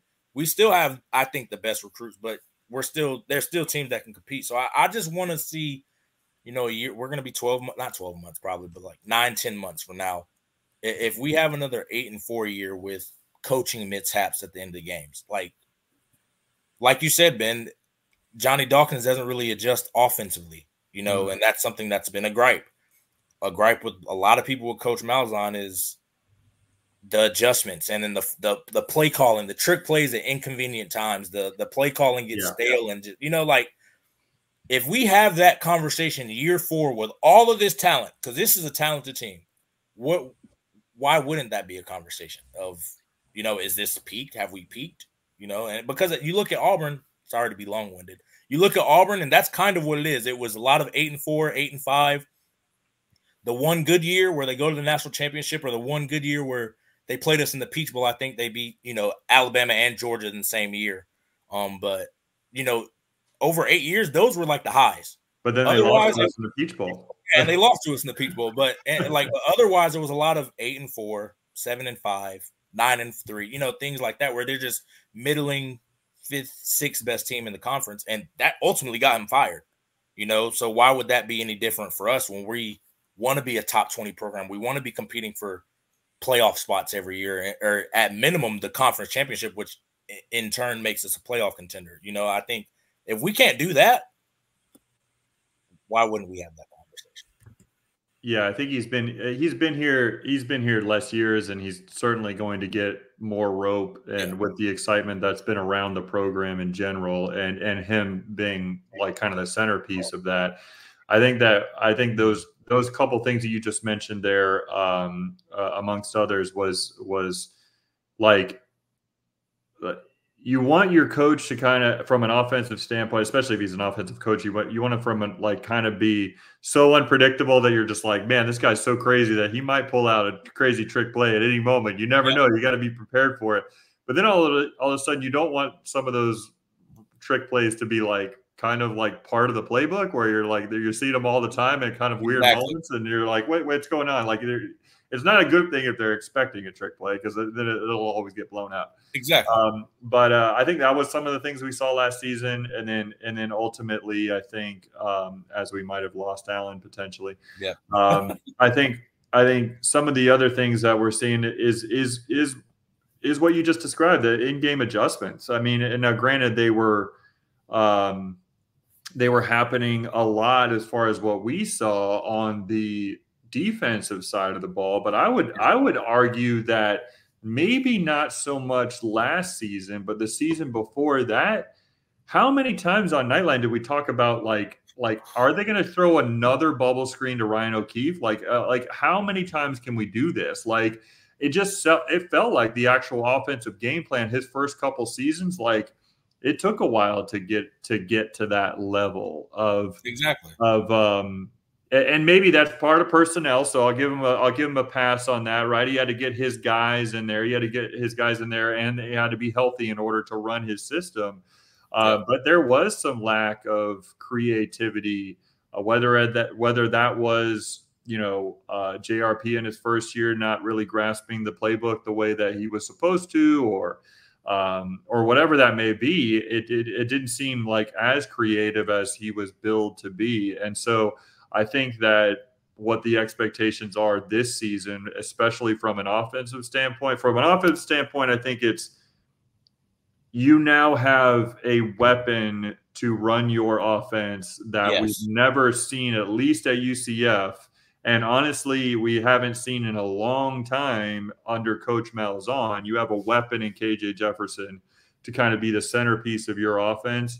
And we fully expect that weapon to be able to run your offense like full out. Maximize the offense. So that's one thing.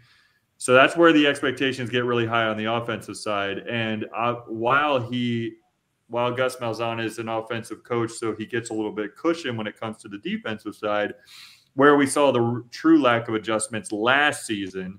I think a couple seasons ago, you could argue a lot of the lack of adjustments were happening on offense, and that's on Gus Malzahn. But last season, we certainly saw the lack of adjustments on defense, and I think that cushion is going to start to wear thin when you kind of revamp the entire defensive staff. You kind of utilize that recruiting prowess that you have to kind of revamp the defense itself, along with your assistant coaches, of course, like Addison Williams, that you were able to retain. But by the same token, it's like we need to see some better adjustments on both ends of the ball, and that's the part that could be. It could be something that could warm up his seat a little bit if we have a disappointing next season, and that disappointing could mean 8-4, right? Like it could mean that. I think losing a bowl game for the third straight year could be a bad taste in the mouth. Like we don't want to have that. I think that going like the Frost and Heupel years, as good as they were, at least to the up until the end of the first year of Heupel, like I would go into those seasons, and we talked about it on Nightline back in the day. Like I would say, like even after an undefeated season, like my goal is still the same for the football team. My expectations are to beat USF, be in the conference championship game, and win our bowl game. Those are my three expectations for the season. And I think that while we obviously don't play USF anymore, which is is what it is.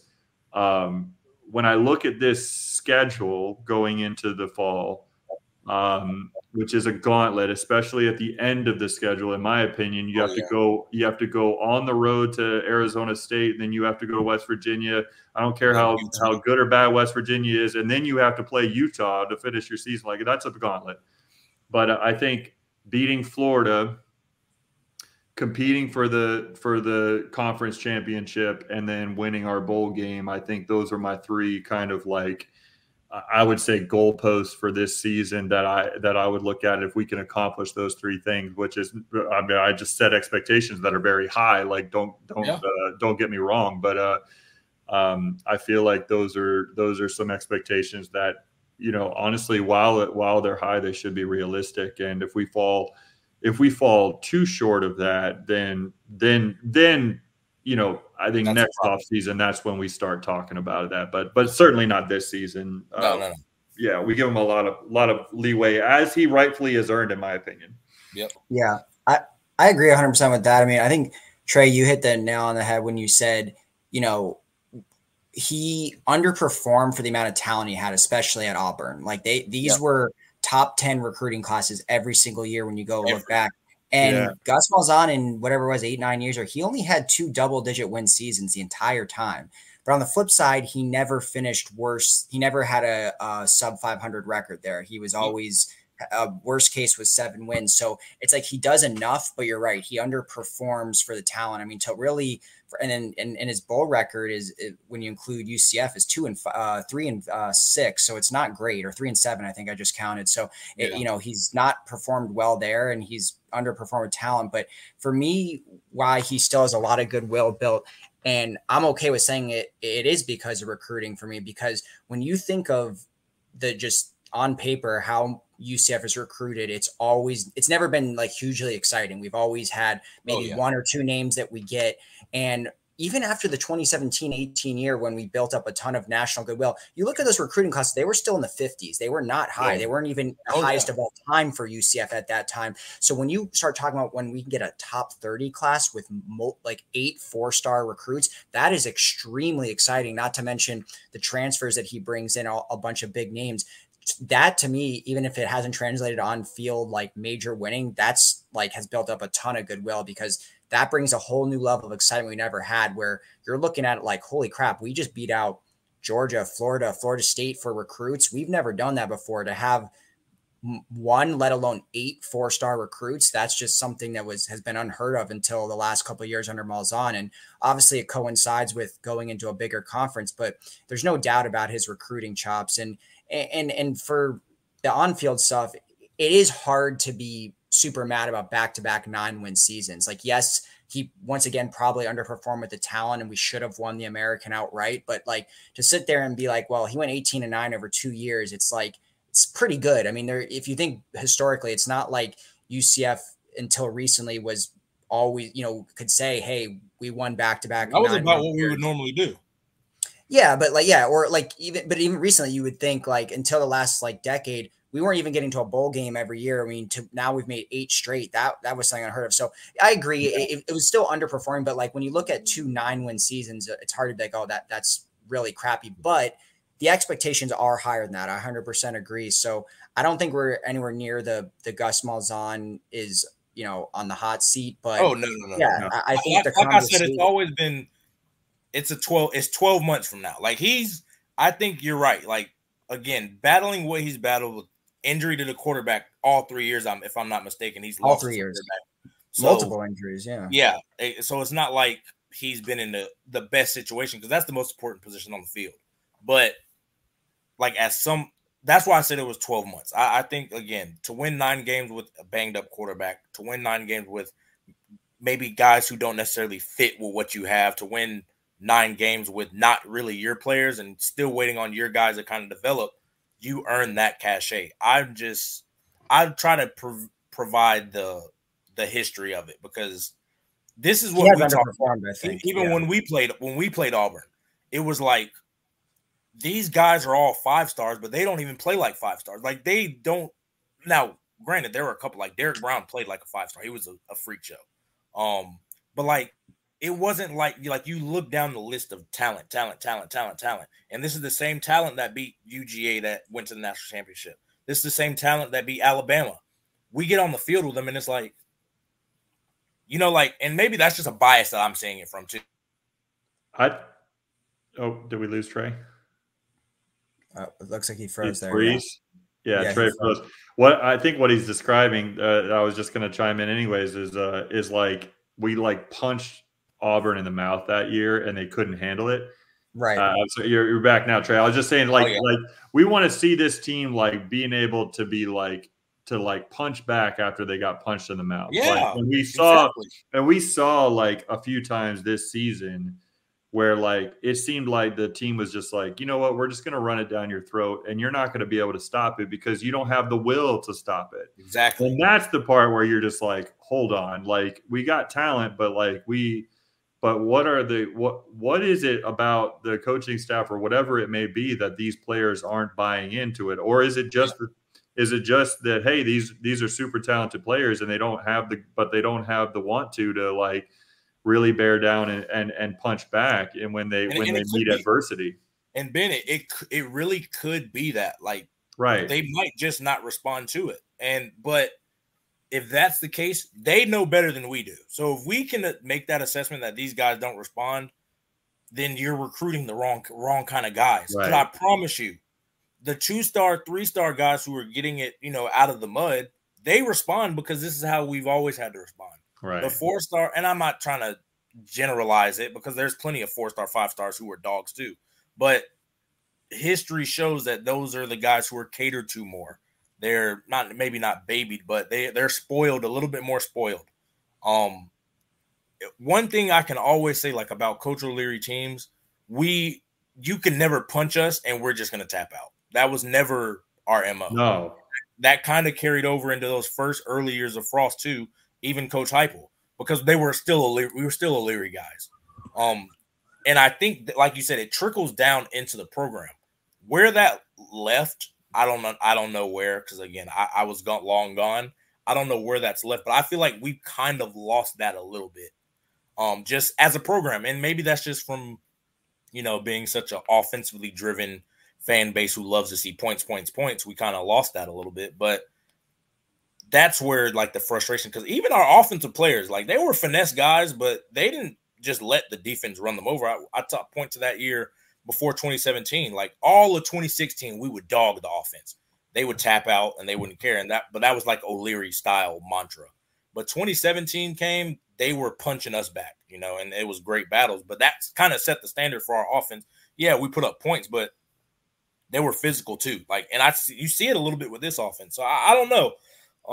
I think, like you said, I think it's the punch back, the wannabe, the strong-minded kind of individuals. That's what we're kind of missing. So I hope we can. Well, I think it's just what you need to see, right? Like, I think the guys that we talked about, like, that we're excited to see what type of jump they're going to make this year, like John Walker and Caden Call, and like, I mean, you mentioned Nakai Martinez. Like, I think he's probably going to be, like, he has a potential to be a captain this year. I don't know him personally, but he just seems like the type of player. Like those three players that I just mentioned, and then among others that you guys would know offhand better than me, but like they just seem like. There seems like those types of talented guys do have that kind of leadership and dog mentality, that they're not that kind of prima donna or whatever, you would think about it. So maybe, obviously we're not saying that they are one way or the other. So we're just looking and hoping to see that as see them respond to adversity a little bit better than what we saw last season. Yeah, because that's all it is with. When you can't run when you're getting the ball. I think what game was it? It might have been Oklahoma, Texas Tech, I think, where they just were like, we're running the ball the rest of the game. Like, I think the last 13, 14 snaps. Like they were was that Texas Tech? Who was it? It was towards the end of the season. Georgia Tech. It was Georgia Tech. That's what it was. Yeah, it was the bowl game. Yeah, like that's mentality. Like, at some point you can't just say, you're going to let them run the ball down our throat, and there's nothing you're going to do about it. Like, that's the frustrating part. And again, like you said, I hope, a John Walker steps up. Even if they score one drive, you do it, you need to be snapping on people on this like on the sideline. I didn't see that at the games I was on. Like, there has to be, I can't tell you how many times Jemias Pittman came to the sideline pissed off because of something. And sometimes it was stuff he did and he would own up to it, but he was so mad at himself that everybody else would get mad.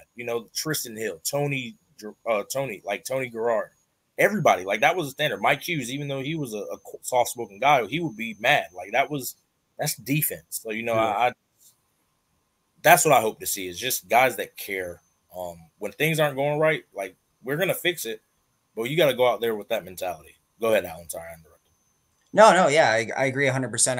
I think it feels like when you talk about buy-in that it is there with Malzahn. All these guys seem really hyped up to play for him. The guys coming in, even a lot of the current players talk pretty highly of him. I think that's where I think it's where he's underperformed with the talent. And I don't think it's like necessarily buying. I do think there are the silly mistakes that we saw multiple times last year, whether it was the end of the Oklahoma game, just bad coaching mistakes, and just he hasn't performed up to the talent levels that he's historically had for whatever reason. Maybe there is some buy-in. I'm not inside the locker room. Maybe it just publicly, it doesn't seem like that, but yeah, it just seems that he's maybe not maximizing the talent like we've seen past coaches at UCF do, whether it was like an O'Leary, and O'Leary did it with even the higher 3-star guys. I mean, it was, yes, we hear all the 2-star stories like a Bruce, Miller or whatever, but just with Malzahn,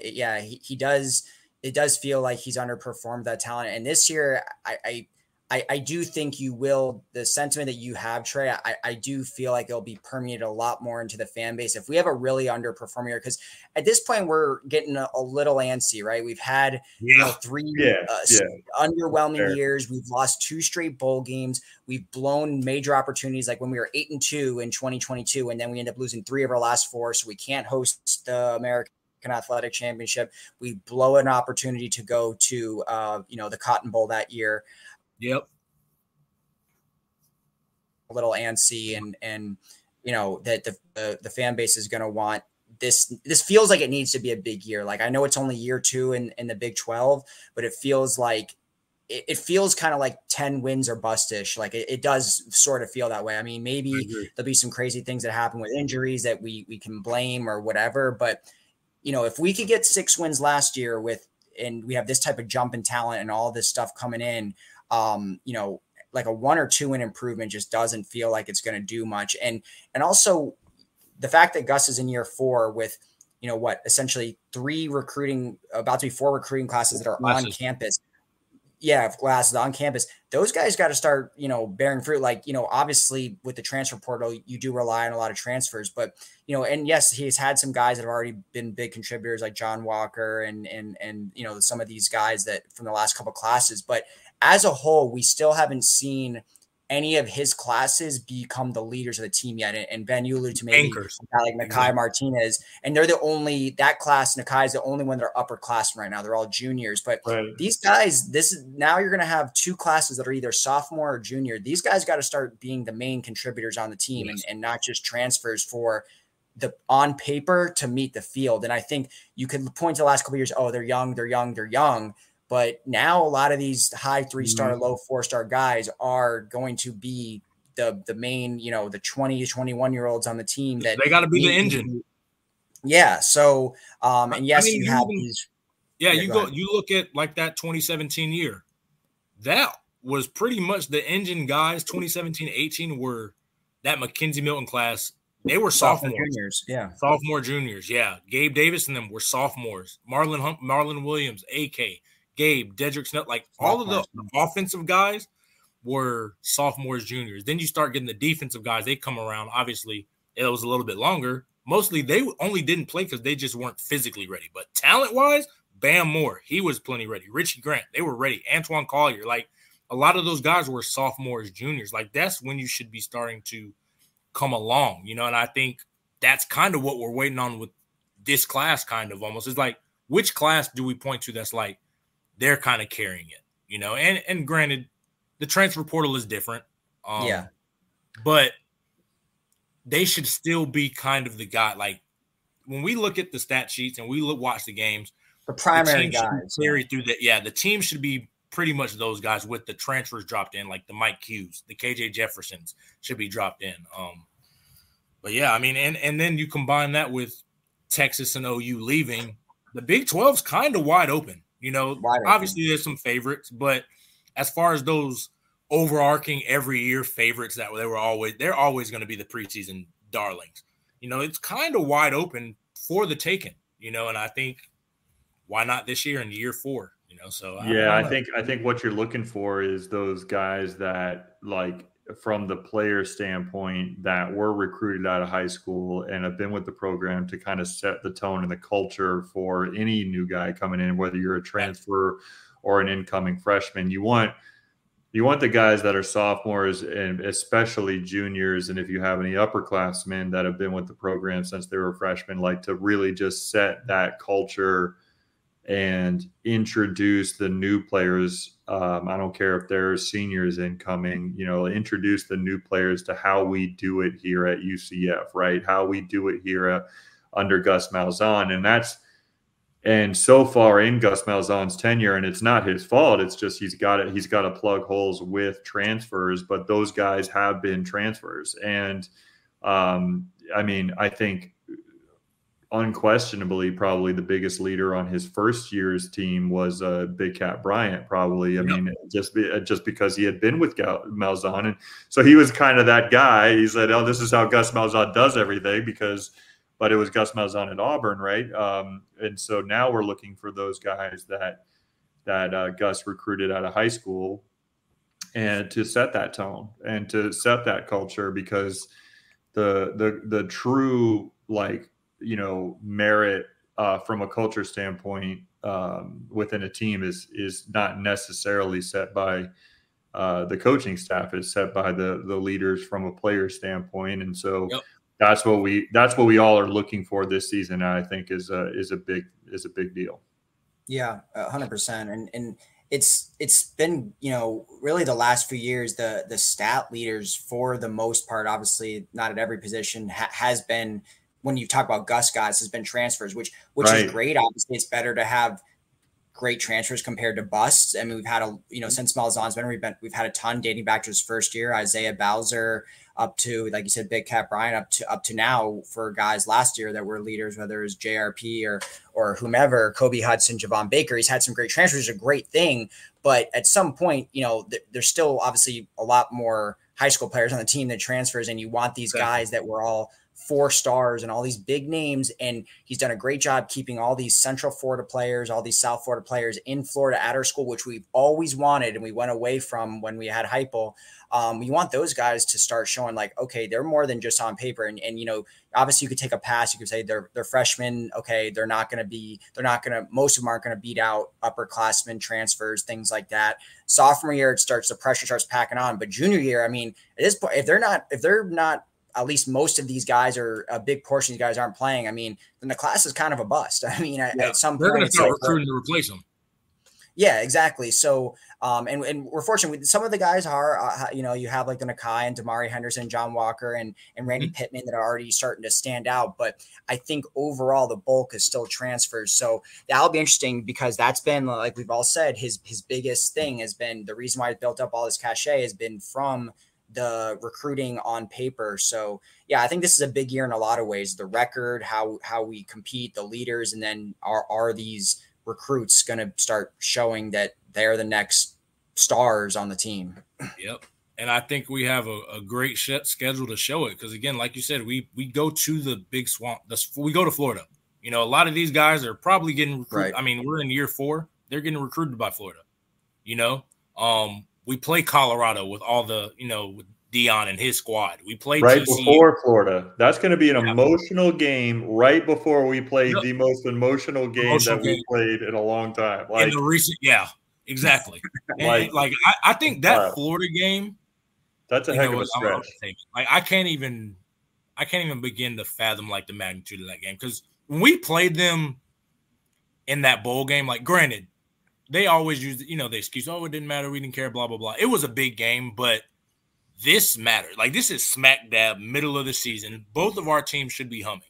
This is one of our biggest regular season games ever. I mean, I think. Yeah, I would argue, it's right up there, top 5 biggest regular season game ever. I mean, because it's at the Swamp. You talk about the bowl game. The bowl game was neutral site over in Tampa. The season's over for both teams. The stakes went high, really. Or injuries. Yeah, exactly. It's this one is now, a real game that matters. I think this is the kind of game, with the momentum we have just as a program, this could swing a lot of things, in my opinion. You win this game, even just convincingly, and just show we have the better players. That changes how kids look at, because Florida, we can honestly say they're not on the up. They're in a little bit of a lull to where a breaking point, because they've never really reached that Tim Tebow years. They haven't gotten back to that. consistently. They've kind of dropped off with UGA and everybody else just overtaking them. They're at a point where I think we beat them. We kind of push into that, to me, the number one spot in the state, because I think Florida State's coming off a great year, but I think like we're starting to get to where we're equals to them, because we've never really been looked at it like that. We still aren't, but we start winning these games. We go on the road to Ben Griffin. Yeah, and we go on the road into the Swamp and win. That's huge, especially for Florida. I don't think Billy Napier would survive the rest of the season, either. let alone after that game, if we go into the Swamp and beat them. I think that's well, that's an interesting point too, because I was thinking like, this game could have a magnitude for a lot of, I mean, in theory, both teams could be 4-0 going into the game. Yes, maybe Florida loses to Miami, but it's conceivable that Florida could be 4-0, we could be 4-0, and potentially we'd both be ranked then. And both ranked. And if we go and beat them, the magnitude of the win is for all the reasons Trey said. And then you're talking about, whoa, UCF is 5-0 right now, probably top 15 after with a win at Florida. Yeah, like, oh my God. So, but and then we're going into the 12-team playoff. We're pushing playoff conversation. Our resume. Like, yeah. And then even if the game, it's funny, even if like at that point, let's say we're undefeated, or we're 3-2, and then let's say Florida is, 3-2 or something like that. Even if the game's not as big nationally relevant because both teams are, maybe have 1 or 2 losses. But the other thing that kind of what Ben said, we could actually be the team that gets Billy Napier fired. So I think in either scenario, you're talking about this game being magnitude. I don't even care what their records in that game. It feels like USF-ish in the point where it's just, hey, these are two teams that don't normally play. This is the first time that they played in the regular season as equals, where the stakes are actually there. We're not like a tune-up game for them. This is a real game with real stakes that, this could, like we said, I think potentially top 5 game. And it would feel like that in the sense, especially from their standpoint, it would feel like you were saying, Trey, like it would feel like we were starting to overtake them. Because I honestly, going into this season, and maybe it's just because of the turmoil that's happening in the ACC right now, and just their recent not a whole lot of success. It almost feels like UCF's on either even or arguably higher than University of Miami at this point. Like we feel like we're like ahead of Miami. Like we've almost passed them up without even playing them, in recent years. But like to do that to Florida, like to go into the Swamp and beat Florida this season in 2024, and the ramification, like the ripple effect that could create, like all of a sudden people are going to be like, hold on, like we know UCF's coming, but like not like this. I mean, are we talking about them as being the like kings of the state? And we're getting way ahead of ourselves, but that I can't wait. Like that's going to be the magnitude of that game is insane. I would give up so many games that I've played into like play in this game. Like, I bet. To play in like this state, right? Because like USF was a big game. Don't get me wrong, but but it wasn't to go into the Swamp at a point where you're kind of equals.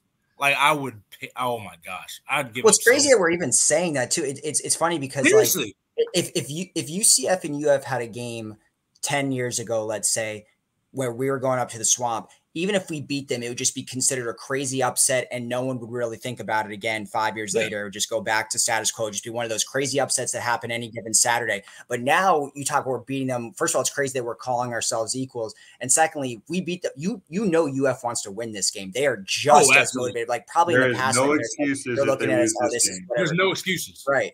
They know they have to win. I mean, you're like Billy Napier could be paying for his job. I mean, we were talking about potential playoff jockeying here. Like this is a game that has ramifications for recruiting. So like UF, I think that this is a scary game for them. They have real things to lose, as do we, but they really do, especially at home. Yeah. But I mean, I think they play UF.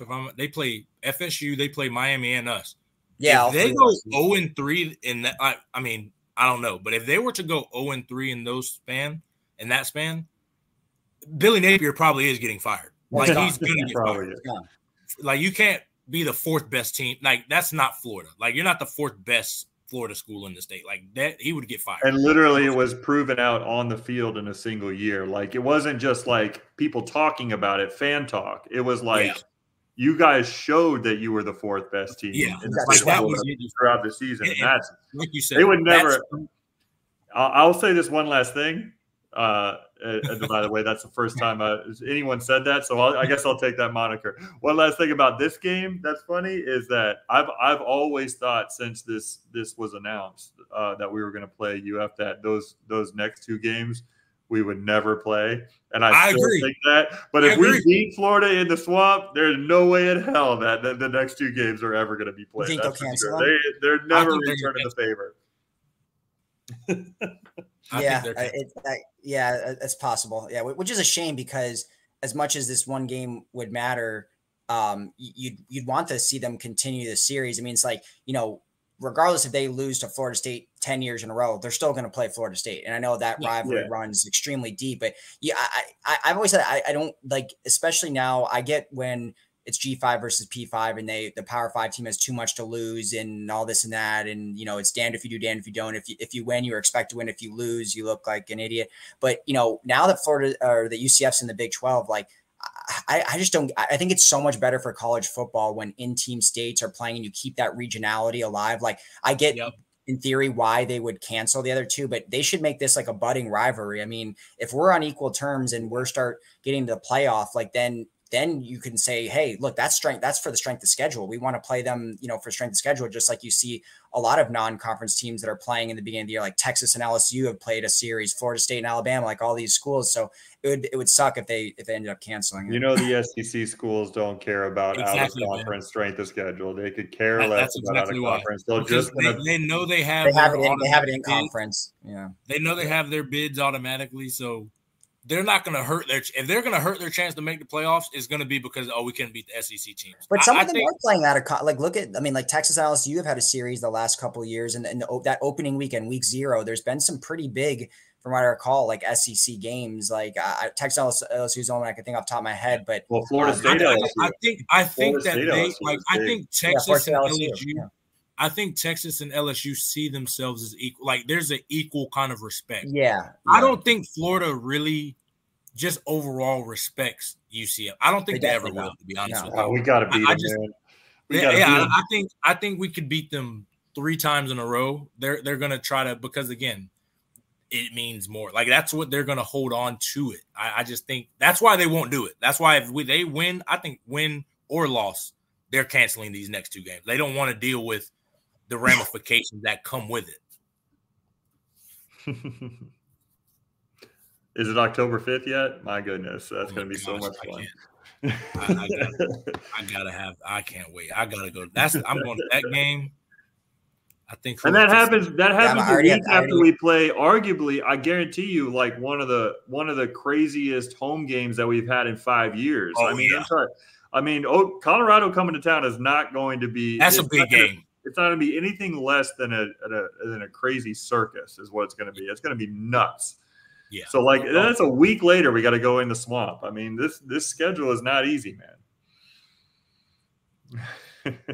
Well, it is. It's tough. It's funny. We've talked about this schedule. Like I've heard media, and I think we've even talked about a little bit. Talk about how like this schedule kind of lines up nicely for UCF in the fact like, okay, we have 5 conference home games this year versus 4 like we did this past season. And some of our harder games we get at home, like, Colorado and like Arizona and like Utah. But when you look at how it kind of lines up, like date wise, like it's not easy. When you talk about the first conference game of the year is at TCU, which that shouldn't be easy. Then you have Colorado, which is what we already mentioned, and then Florida. I mean, it's really not easy. And then you end that season with Utah and West Virginia. So yeah, I mean, this schedule to me feels tough. And I think one thing we're also discounting too, UCF entered a new conference last year. We're entering a new conference again this year. I mean, if you think about the teams that we're playing, there's literally 2 teams from last year's schedule that are on this year's schedule. That's West Virginia and Cincinnati. Every new other team we in conference is brand new. So 7 out of 9 in conference opponents are Pac-12. 4 of them are Pac-12 teams we've never played before ever, outside of maybe back in the day, 1 or 2 of them. And then the other Big 12 opponents that we didn't play this year, like Iowa State and TCU and BYU. So this is, to me, is like, you can't really even say, oh, we played them last year. We know what to expect because every single team is new. Yeah. And we have to go, and we're going to Iowa State in October. Like, I'm telling you that 1 year that's an underrated game right there too, as far as matchup. Yeah, like those environments, man. It's so different as a Florida, like just being from Florida, going to those environments. It's so much different because it's gonna be cold enough. It's mid-October there. It's gonna be cold. Oh yeah. Like, and it's different there, man. I can't wait. This is gonna be exciting. They go to Arizona that's State. What we talk about like we talent-wise, you're right. We should win most of these games, but like it's so hard to. I could if we go 8-4, like right, saying it right now, if we went 8-4, like I could see us going 8-4. Like if we went 8-4, I wouldn't be surprised. I'd be mad.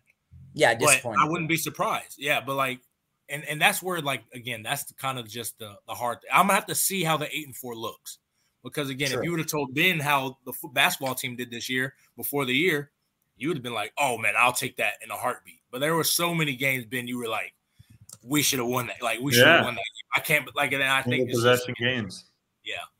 Yeah. All right. Well, I think we've beat that subject to a dead horse there. So we got a couple more things to talk about. Baseball. Big news there. UCF Baseball is finally ranked. They're top 25. I know one platform had them number 25. A different one had them as high as 20. Looks like number 20 from Perfect Game. So we are now finally a top 25 team. They're 18-7 now, 6-6 in the conference. I think, they beat Jacksonville 6-0 and they came back and beat Texas Tech in the 3-game series 2-1. So that's 2 straight Big 12 series that they've won, both 2-1.